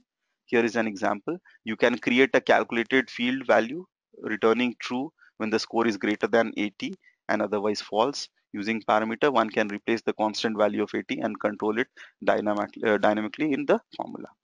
Okay, so it's parameters are a way to take user control. Can we make parameter dynamic? So we have a question here. Shaunak, when you say dynamic, what does it exactly mean? So of course, parameters will be available to the users.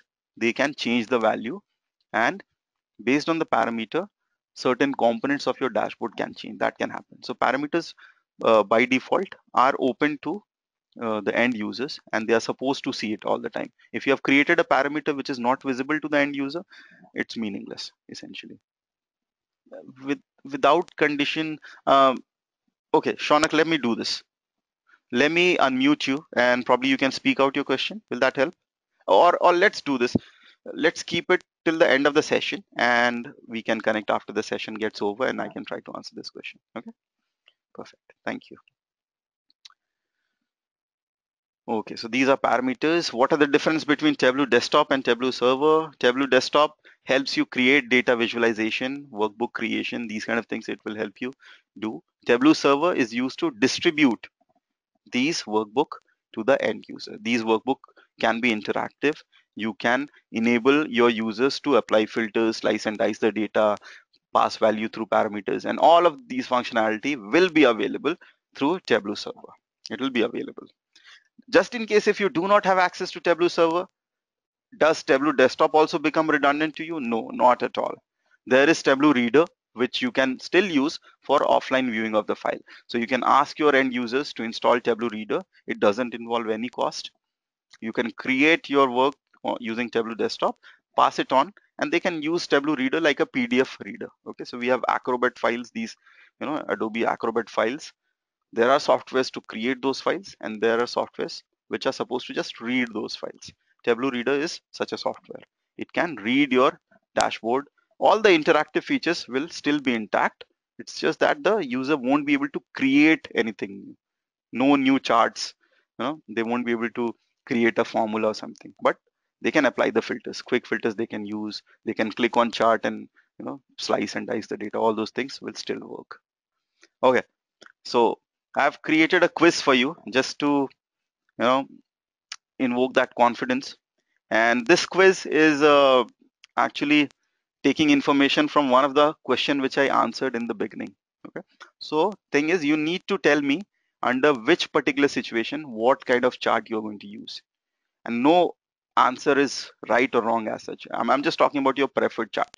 So under particular situation, certain charts are preferred. If you use another kind of chart, it's okay, unless and until the information is easy to understand and all. So I want you to use the chat window or the questions window. I think question window is available to you. Just type in your answer through the questions window. Okay, the first question. Which chart which you will use to visualize the relationship between height and weight of 1,000 different individuals? I want to see the relationship between height and weight of 1,000 people. First person, his height, his weight. Second person, his height, his weight. I want to see if height is if height is more, is the weight of the person also more? If height is less, is the weight less, or is the relation something else, or is there no relation at all? Which chart are you going to use? I've got 3 different answers and none of them are correct so far. Okay, I've got correct answer from Saba. Just think about it deeply and then tell me. I talked very briefly about it. I didn't build the context. So if you get access to my recording, see the second session which I've taken. Okay, second session I talk about which particular charts to use under what kind of situation. I've presented that through examples as well. Think about it again. I've just got one correct answer from Saba so far. Okay, so think about it this way. Okay, let me just uh, guide you here a little bit. So we have height and weight. When we have two continuous numeric variable, height and weight are continuous numeric variable. Okay. When we have two continuous numeric variable, which chart do we use? Do you recall? And again, I talked very briefly about this. So if you're not able to recall, I'll answer it shortly. But I've just got correct answer from Saba so far. Two continuous numeric variable. Okay, Shri has answered correctly now. We will use this particular chart. Okay, when you have two continuous numeric variable, you use a scatter chart or scatter plot, whatever you call it. Okay, what happens is you'll get two axes.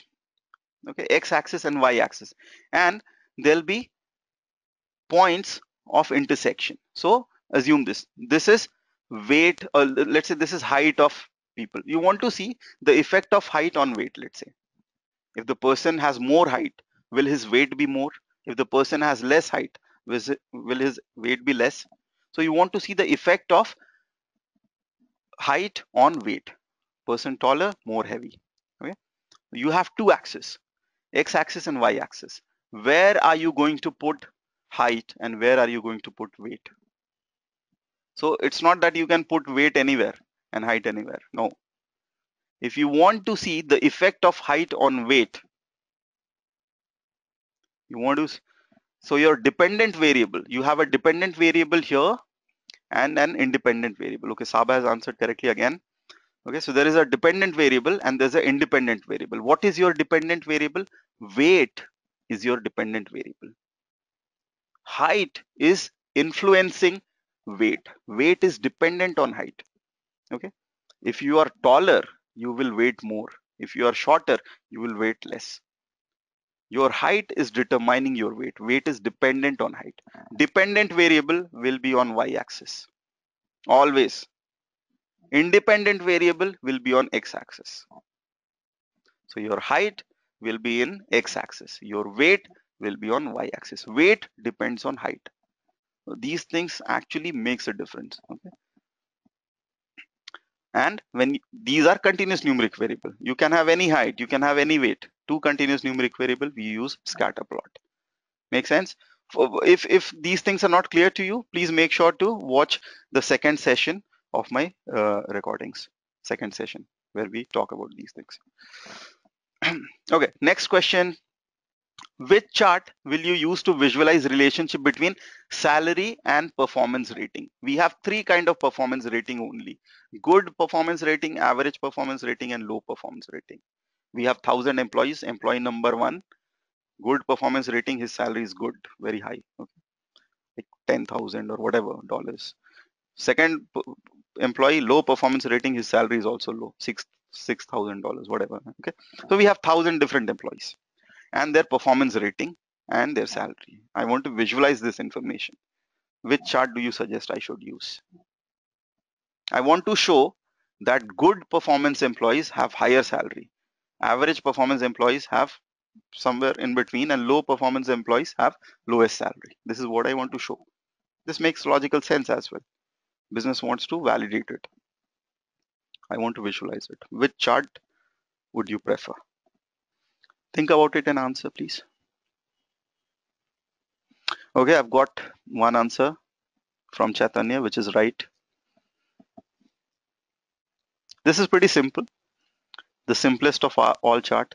Okay, I've got answer from Arjit, Sunil, all of them are correct. From Arnold as well, correct answer. Saba as well, correct answer, all of you. It seems pretty straightforward. We are going to use a bar chart, of course. Okay, so we'll have one bar for good, another bar for average, another bar for low, and then we'll have height of those bars which will represent average salary. Okay, and okay, another question, quick question, though it's not part of the quiz here. Will you show sum of salary or will you show average salary? So we have salary of each individual and Tableau is going to aggregate it, right? When you're going to pull it on the visualization, it's going to aggregate. Will you show average or will you show sum? Default aggregation is sum, right? If you're going to pull salary here, I'm going to create a visualization. I'm going to pull salary. By default, Tableau takes sum.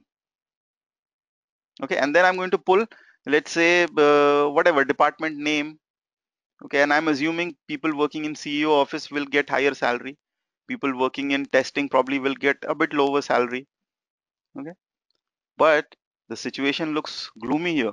CEO office getting very less, testing getting very high. Why is that so?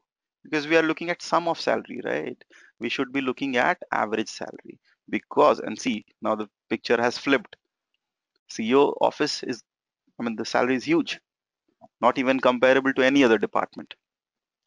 Testing, we were wrong about that. Testing people are getting decently paid. It's actually the PMO which is sort of lagging here. Okay, so we cannot use sum because sum is dependent on number of employees. Okay, so we got to use average here. So all these things you have to determine. And from time to time in Tableau interviews, they will actually give you data and ask you to create a visualization. It will be fairly simple. They are not going to ask you to create, something very, very complex as such, but these are basic things which you need to sort of like keep in mind. Which chart will you use to visualize percentage of male and female customers? You are a manufacturing company, you are selling to different customers. Okay, some customers are male, some are female. You want to see percentage of male customers versus female customers. Which chart will you prefer? Okay, all correct answers I'm getting. Sunil, Himanshu, Arijit, Saba, Arnold, all of you answered correctly. Pie chart is what we should use. Okay, that is the basic purpose of pie chart, right? There'll be a circle divided into percentage of male and female. Okay, good going there. Which chart will you use to visualize percentage of customer by their age? Now I have these 1,000 different customers. Some are 25 years old, some are 30 years old, some are 32 years old. Okay, so we have one variable which is continuous numeric variable. I want to show how many customers fall between are less than 20. How many are between 20 to 25, 25 to 30, 30 to 35.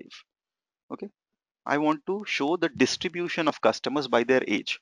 Which chart should I create? Himanshu answered correctly. Question is clear, I hope. Okay, I've got one correct answer from Himanshu, but I'm awaiting answers from other. I've got correct answer from Arnold. We have one continuous numeric variable. We do not have two continuous numeric variable here. Just one, age. That's it. And I want to show how many people are lying in which particular bracket. How many people are lying in, or maybe percentage of people lying in age bracket of 30 to 35, age bracket of 60 plus.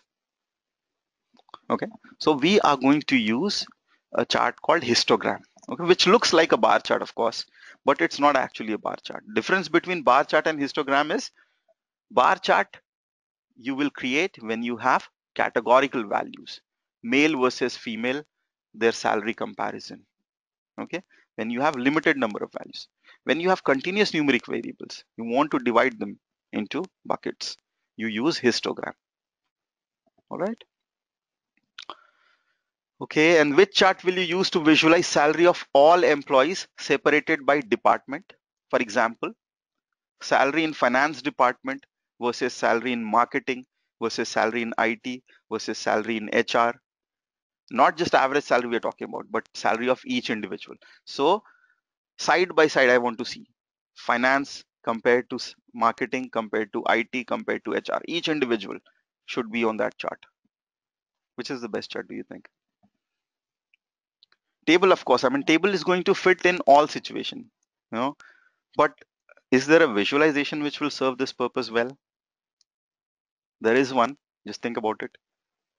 So you are going to show salary distribution for different departments. Okay, I'm going to answer this one for you. This should be box plot, box and whisker plot. Box plot will fit this situation beautifully. Okay. That is the purpose of box plot. Again, I'm saying if these things are not pretty clear to you, you can refer to the second session of my class recordings. Which chart will you use to visualize percentage contribution to global sales by 20 countries where the company is selling its good? Okay, so we have 20 different countries. Okay, and the global sales, let's consider it to be 100%. It's like a pie chart type of a situation, but the only difference is we do not have 3 4 categories. We have more than 3 4 categories. We have 20 different categories. A pie chart will be very ugly. If you create a pie chart, it will convey the information, but it will be very difficult to comprehend. Okay, let me answer this one for you. Um, you can create your special map also. A continuous bar also will work, of course, but if you want to show the breakup of 100%, okay, if you want to show which is the largest country, all these kind of things, if you want to show, there's another chart which fits this situation beautifully, which is an alternative to pie chart, except when you have more than 3 4 categories, and that chart is this chart, which we call as tree map. If you use tree map, the purpose of tree map is to contain more categories than pie chart can accommodate. Okay, it also gives you similar kind of a look. Okay, so we have the biggest component will show up in the biggest piece, and there'll also be color coding done. Okay, then smaller components, the smallest will lie somewhere here, as a small component. You can see PMO versus CEO office, huge difference. CEO office is biggest, PMO is smallest. Right now it's salary, I mean it's not comparable. I mean, this is not 100% thing, but imagine this. We have 20 different countries. This big block is our global sales. Maximum of it is coming, let's say, from North America. Then second portion is coming from, let's say, Japan. Third is coming from China, like that.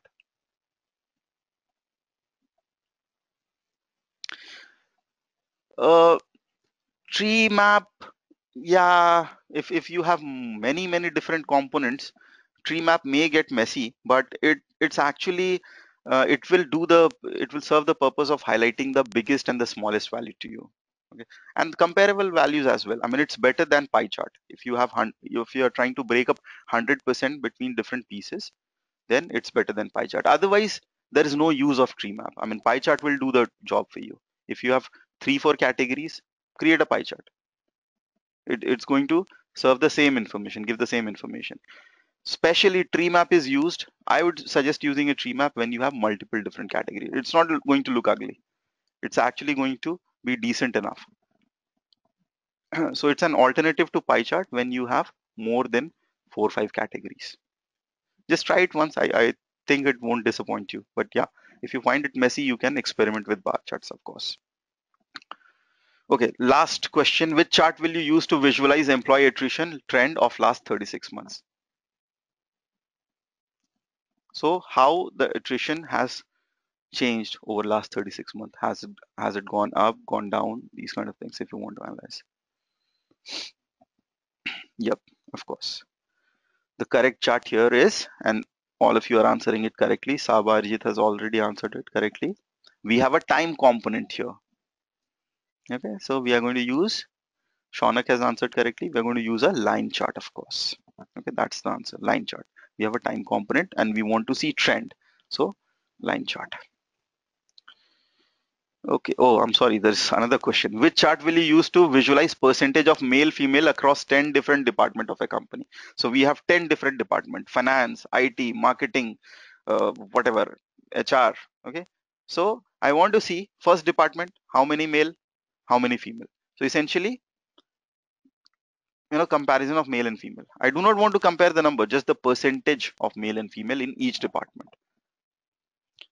I will answer this question for you. The correct answer should be 100% stacked bar chart, something which I was showing you through Google image.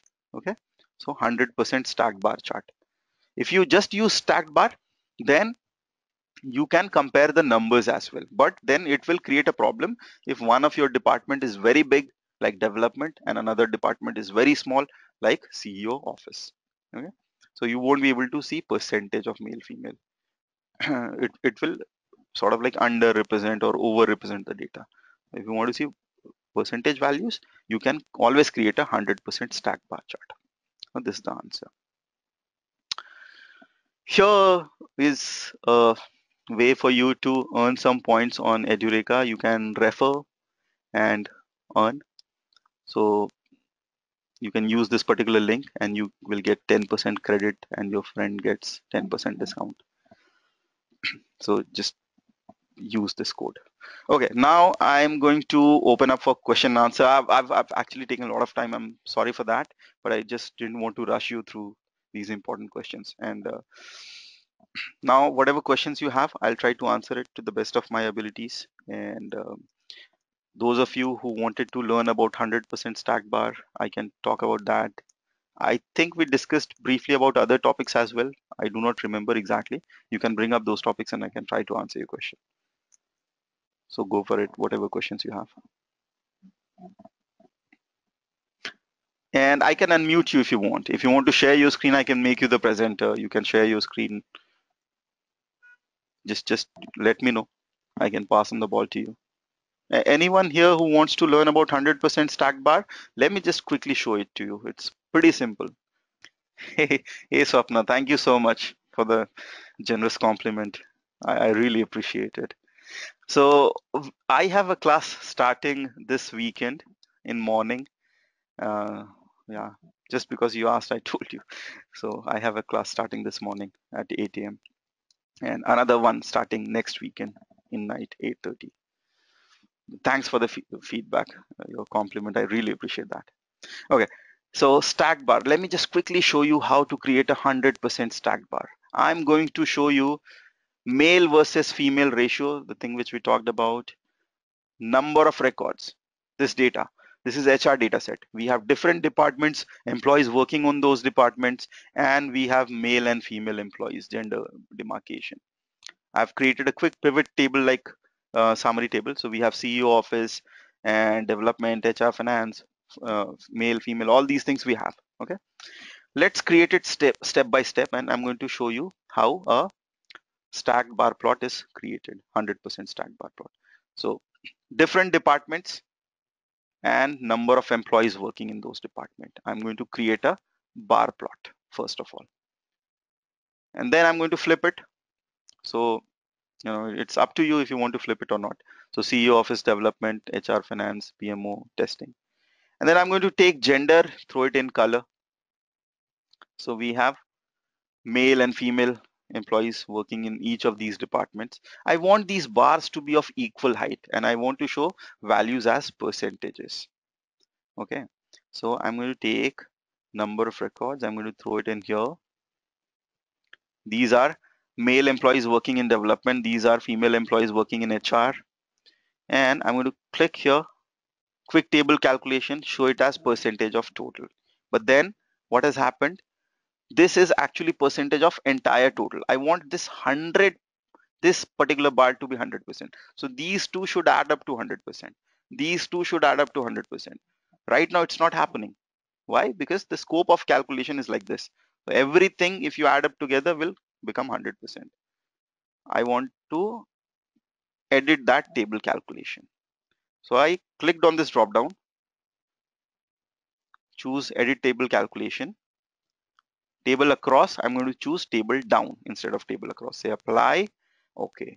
Now each of the bar is adding up to 100%, which is what I wanted. Okay. Okay, I'm getting some really good feedback here. I'm just taking a pause. Hey, Saba and Shaunak, I'm really thankful for this generous feedback. I'm not sure how it works out uh, in Edureka. Maybe you can talk with the support team. I don't know if you can get re-enrolled in my session. I think that there shouldn't be any problem. Thanks, Arijit. So yeah, if you want to attend my session, most welcome. I'll be more than happy to guide you. Okay, so coming back, and thanks once again for the generous feedback and the generous compliment. Really appreciate it. Okay, so coming back, we have now these different bars broken up. So each bar is now adding up to 100%. But I do not want to showcase that CEO office is like, tiny, and this development is the biggest. I want bars to be of the same size. Okay, so what can I do? I can click here now. And this is a workaround. This is not straightforward and intuitive. And that's why I kept it in the workaround section. I'm going to go to this section. What is this section defining? It is defining this axis. That's why I have to go here. I have to set the axis now. I set the values. I have to set the axis. Quick table calculation. I'm going to say it as percentage of total. Okay. And then again, same step I'm going to perform. Table across, table down, I'm going to choose. Say apply. Okay. This is my 100% stacked bar chart showing clearly that CEO office has probably bad whatever gender ratio. This one is good. HR, finance, and facility. This I was not able to interpret properly here. Why? Because this bar was showing up as like small and all. Yeah. But if I convert this into a 100% stack bar, I can see this portion is biggest for HR. So this has good gender ratio. This is how you create a 100% stack bar plot. Donut requires a lot of step. Uh, Let me do this. Let me share link of a YouTube video with you. Okay, I'll do that. I'll post it in the this blog section of Edureka. It will require a lot of steps. Actually, we are running way out of time. So do you mind if I do that? I'll just post a link of YouTube video and you can follow that. If you have questions, just drop me your question on that particular link which I've shared. I'll get an email notification. I'll answer it to you. Shaunak, let me do this. Let me make you the I'll unmute you first so you can speak out your question. And thanks, guys. Thanks for understanding because we are running actually grossly out of time. I have to attend my office tomorrow, so it'll take another 15-20 minutes at least. Donut chart. Let me answer a question for you, Shaunak. I'm going to make you the presenter, maybe, or let me just unmute you for the time being, so you can speak out your question. Shaunak, I've unmuted you, so you can speak out your question. Hello. Yeah, Shaunak, go on. We can hear you. I want to ask like if we are creating a parameter Mm-hmm. and we want to show some means the field we want to show the data as per the data source which will change. Means if we are creating a calculated field like for this particular year the sales are going to be high, and for the previous year the sales are means we are showing like low, medium, and high. Oh, okay. As the sales will be go high, it should automatically means the in the shape In Mm-hmm. Excel, we show the shape, it goes high. Then Mm-hmm. in the means as the data will come, when the data, if we compare with the this year and previous year, if it goes down, the arrow should be, it should go down dynamically. Okay, okay. So, Yeah. um, I'll repeat my understanding of the question. So what you want to know is if we have different data sources, maybe we have done data blending, can we use Mm. parameters in such a way that we can move from one data source to another? Okay, instead of just, you know, parameters working on one particular data source, can we move from one data source to another? Okay, so calculation happening No, on, okay, yeah, go ahead. no, my question is simple actually, not with the data blending. Uh-huh, Just we have here in this we have measures as a fixed salary. uh-huh, So if we have a particular date, so I want to compare for the means I want to compare the salaries mhm, for the past year and as per the years which will continue. mhm, So last year the that person's salary was around 50K, mhm, so it will show as high. mhm, So and afterwards that same person's salary it goes down. oh, So the shape will show down. oh, So as per that we have to compare a person's age as per the salary. mhm, So as per the previous year it was high, but this year it is less. So the arrow indication should be for this particular year it should go down. mhm. Next year like this, up and down. Oh, okay, okay. In this particular situation, what I would suggest that you use a feature of trend lines. Okay, let me just show you. Are you aware of trend lines? How they are used? Yeah. Okay, so trend line will actually show you that feature. And I'm going to take date of joining, and this is your Okay. trend line will actually show you if your data is going up or down. So just right click here, trend line, Mm-hmm. and show trend line. Okay, so this is your trend line, and you can actually edit your trend line, and you can choose to remove confidence interval. And so this way you can actually see that your trend eventually is going up. Okay, so more and more people you are hiring. This is just because my data is structured in such a way that actually I'm going to, you know, I'm able to create just the trend for headcount. Salary trend I'm not able to create because it's a joint table. But here you can see, though it is going up and Yeah. down, up and down, up and down, but in general, if you see, we have been hiring more people and our headcount has been actually going up over a period of time. Yeah, but if in the initial stage, like CEO or a director want to see Hmm. in the tabular format when he goes on and see the dashboard, Hmm. during that time he will just see the data. Means he will not go and see the trend lines. Like in Excel, we see the arrows up and down for Oh. particular products. For this year, the sale of that product was high, Hmm. so it will show upper indicator. For the next year, other products has gone been high, so that other product will be go arrow will be up and this will be down. Hmm. Okay, okay, okay, okay.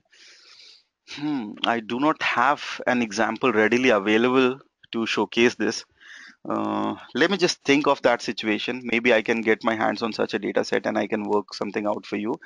Some Okay. interesting application of parameters I can show you if you want to. So we can use parameters for predictive modeling. It's not that if you want to, Okay. you know, use parameters in a more advanced setup, you can do that. Let me just open up a data set, which I generally use to demonstrate regression analysis, and how you can use parameters to Mm-hmm. uh, sort of like create a predictive model. So I'm going to connect to my data source here, which has height and weight of different individuals. Because for forecasting, a lot of time I see that uh, we required R or something. Hmm. Is it that? No, no. You can actually do basic regression from within Tableau itself. There's no problem. So Okay. you can do basic regression from Tableau itself. So here I'm going to demonstrate an example of regression analysis using Tableau. Okay. And we have this. data, soap.csv. This data was collected by a shopkeeper. So this shopkeeper is selling different brands of soaps. Okay, so he's selling Lux and Lifebuoy and Hammam and all, and it has Okay. different MRP. So Lux has is more expensive, Lifebuoy is relatively less expensive, and he has this feeling, and this were the number of bars of soap he sold last month. Okay, now he has Okay. came to us as a Tableau developer. He has asked us, can you forecast? I'm going to buy a new brand of soap, which is XYZ brand of soap. Okay, and the price of that Okay. soap is going to be 50 rupees per bar. Now, Okay. how many bars do I need to stock so that I do not overstock, I do not understock?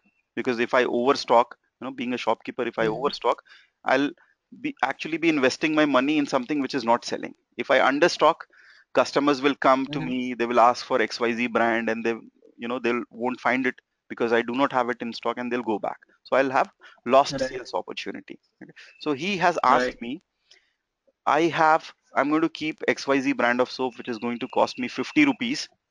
How much sales can I expect?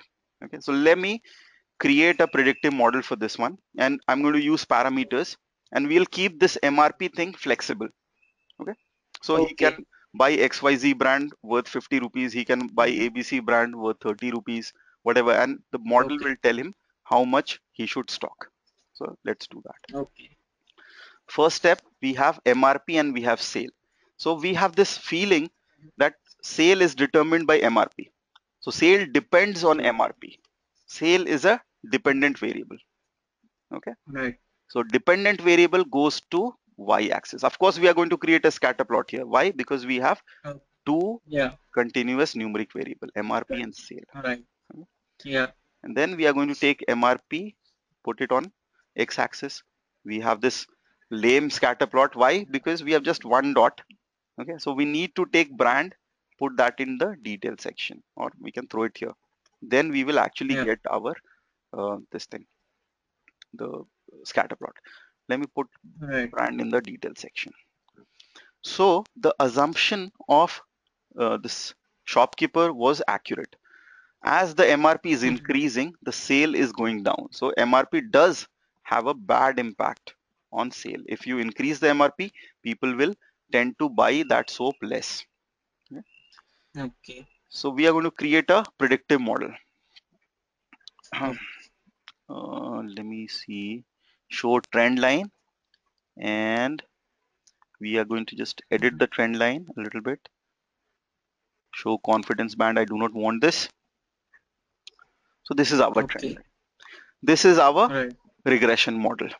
Sales is equal to Okay. minus 3.9 multiplied by MRP plus 387. This is our regression model. Mm-hmm. And we can also see R square and other values. Do you understand the concept of R square and all? Yes. Okay, okay. Residual plots. Yeah. Residual plots and so R square is basically, it tells you the authenticity of your model, if your model has good predictive capabilities or not. So R square is 0.74 approximately, which is fair enough, not very good but not bad Yeah. either, can be used for prediction. Okay. Okay. In case if you want to see more conceptual details around predictive modeling, you can follow the Mm-hmm. second last session of my class recording, second last session, where I cover predictive modeling. Okay. Okay. Okay. All right. So this is my Yeah. equation. I'm going to write this equation down. Equation is minus 3.9 MRP plus 387. Mm-hmm. So I'm just going to write it down quickly. Sale is equal Okay. to minus 3.9 multiplied by MRP plus 387. I think it was Yeah. 387. Yeah, 387. 387. Okay. So this is the predictive model which we have built using Tableau. Now I'm going to create a formula. I'm going to create a formula on MRP, right click, Mm-hmm. create. First of all, let me just create a parameter. I'm going to create a Yeah. parameter which will take Mm-hmm. MRP input from shopkeeper. Okay. Yeah. And it can have any kind of value. I'm just going to say okay. And I'm going to Mm-hmm. show this parameter control. Okay. Let's say this new brand of soap which is coming out. The MRP is going to be 50 of this XYZ brand. And I'm going to create a calculated field. Create calculated field. So sale is equal to minus 3.9 into MRP. So minus 3.9 multiplied by MRP. And I'm sorry, I'm covering this pretty fast because we do Yeah, not sure, really have. fine. Yeah, okay. So generally, there are a lot of things to consider. So for example, the sign of this particular thing is something which we need to consider, negative symbol. And that's what our scatter Oh, plot is also showing us. There's a negative yes. relationship. Okay. Our model is good. And then plus 387. So 387. Right. This is our predicted sales. Predicted. Okay. Right. Predicted this thing. Predicted sales. I'm going to create a reference line here, Okay. and Communication. value will be MRP. Okay, and I'm going to show value here. Value. Maybe take it as dot and red symbol. Say okay. So this is the MRP which the shopkeeper has inserted. What is going to be the Okay. sale? Sale is going to be predicted sale. Just put this in detail section Mm-hmm. and add reference line and some predicted sale, whatever average computation since we have calculated it once. Yeah. Okay. And say maybe we can give this in blue color. Value. Okay. So Okay. when your MRP is 50, you should stock 192 bars of that XYZ soap. Okay. Let's say Mm-hmm. if your MRP is 30 of that ABC, how much should you stock? You should stock more because it's cheaper. People are going to buy it more. So you should stock Right. 270 units of it. So here you can see we Oh, actually used a parameter control in a predictive model. Okay. And we right. created this dynamic line, and you can Yeah. insert any values. $10 10 rupees MRP, very cheap soap, it's going to sell very high. 348 units you should Right. stock. Okay? So parameters are Oh, useful thing, and you can use them in multiple different ways. You can sort of like combine them in predictive yeah. model. Multiple things you can do. Okay. Okay. Yeah. All right. Yeah. So that answers your question to some extent. Yeah. Oh, Thank you. all right. Okay. All right. So I'm going to put you back on mute, Shaunak, and anyone else who has any question may go ahead and thanks, Arijit. Thank you so much.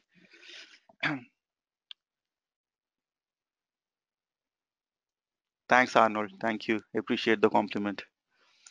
So if there is feedback, I'd appreciate you if you can fill that up for me.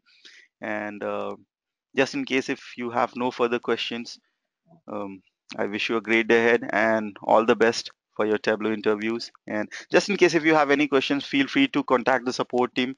Just mention my name if you want to get the answer specifically from me. They'll contact me and I'll try to answer it back. Or any kind of support which I can extend, I'll be pleased to do so. So wish you all the best, and thanks for your time. I'm sorry the session got extended a little bit. Just want to do justice to your time and not rush through any of these things. And thanks once again. Have a great day ahead. Bye everyone.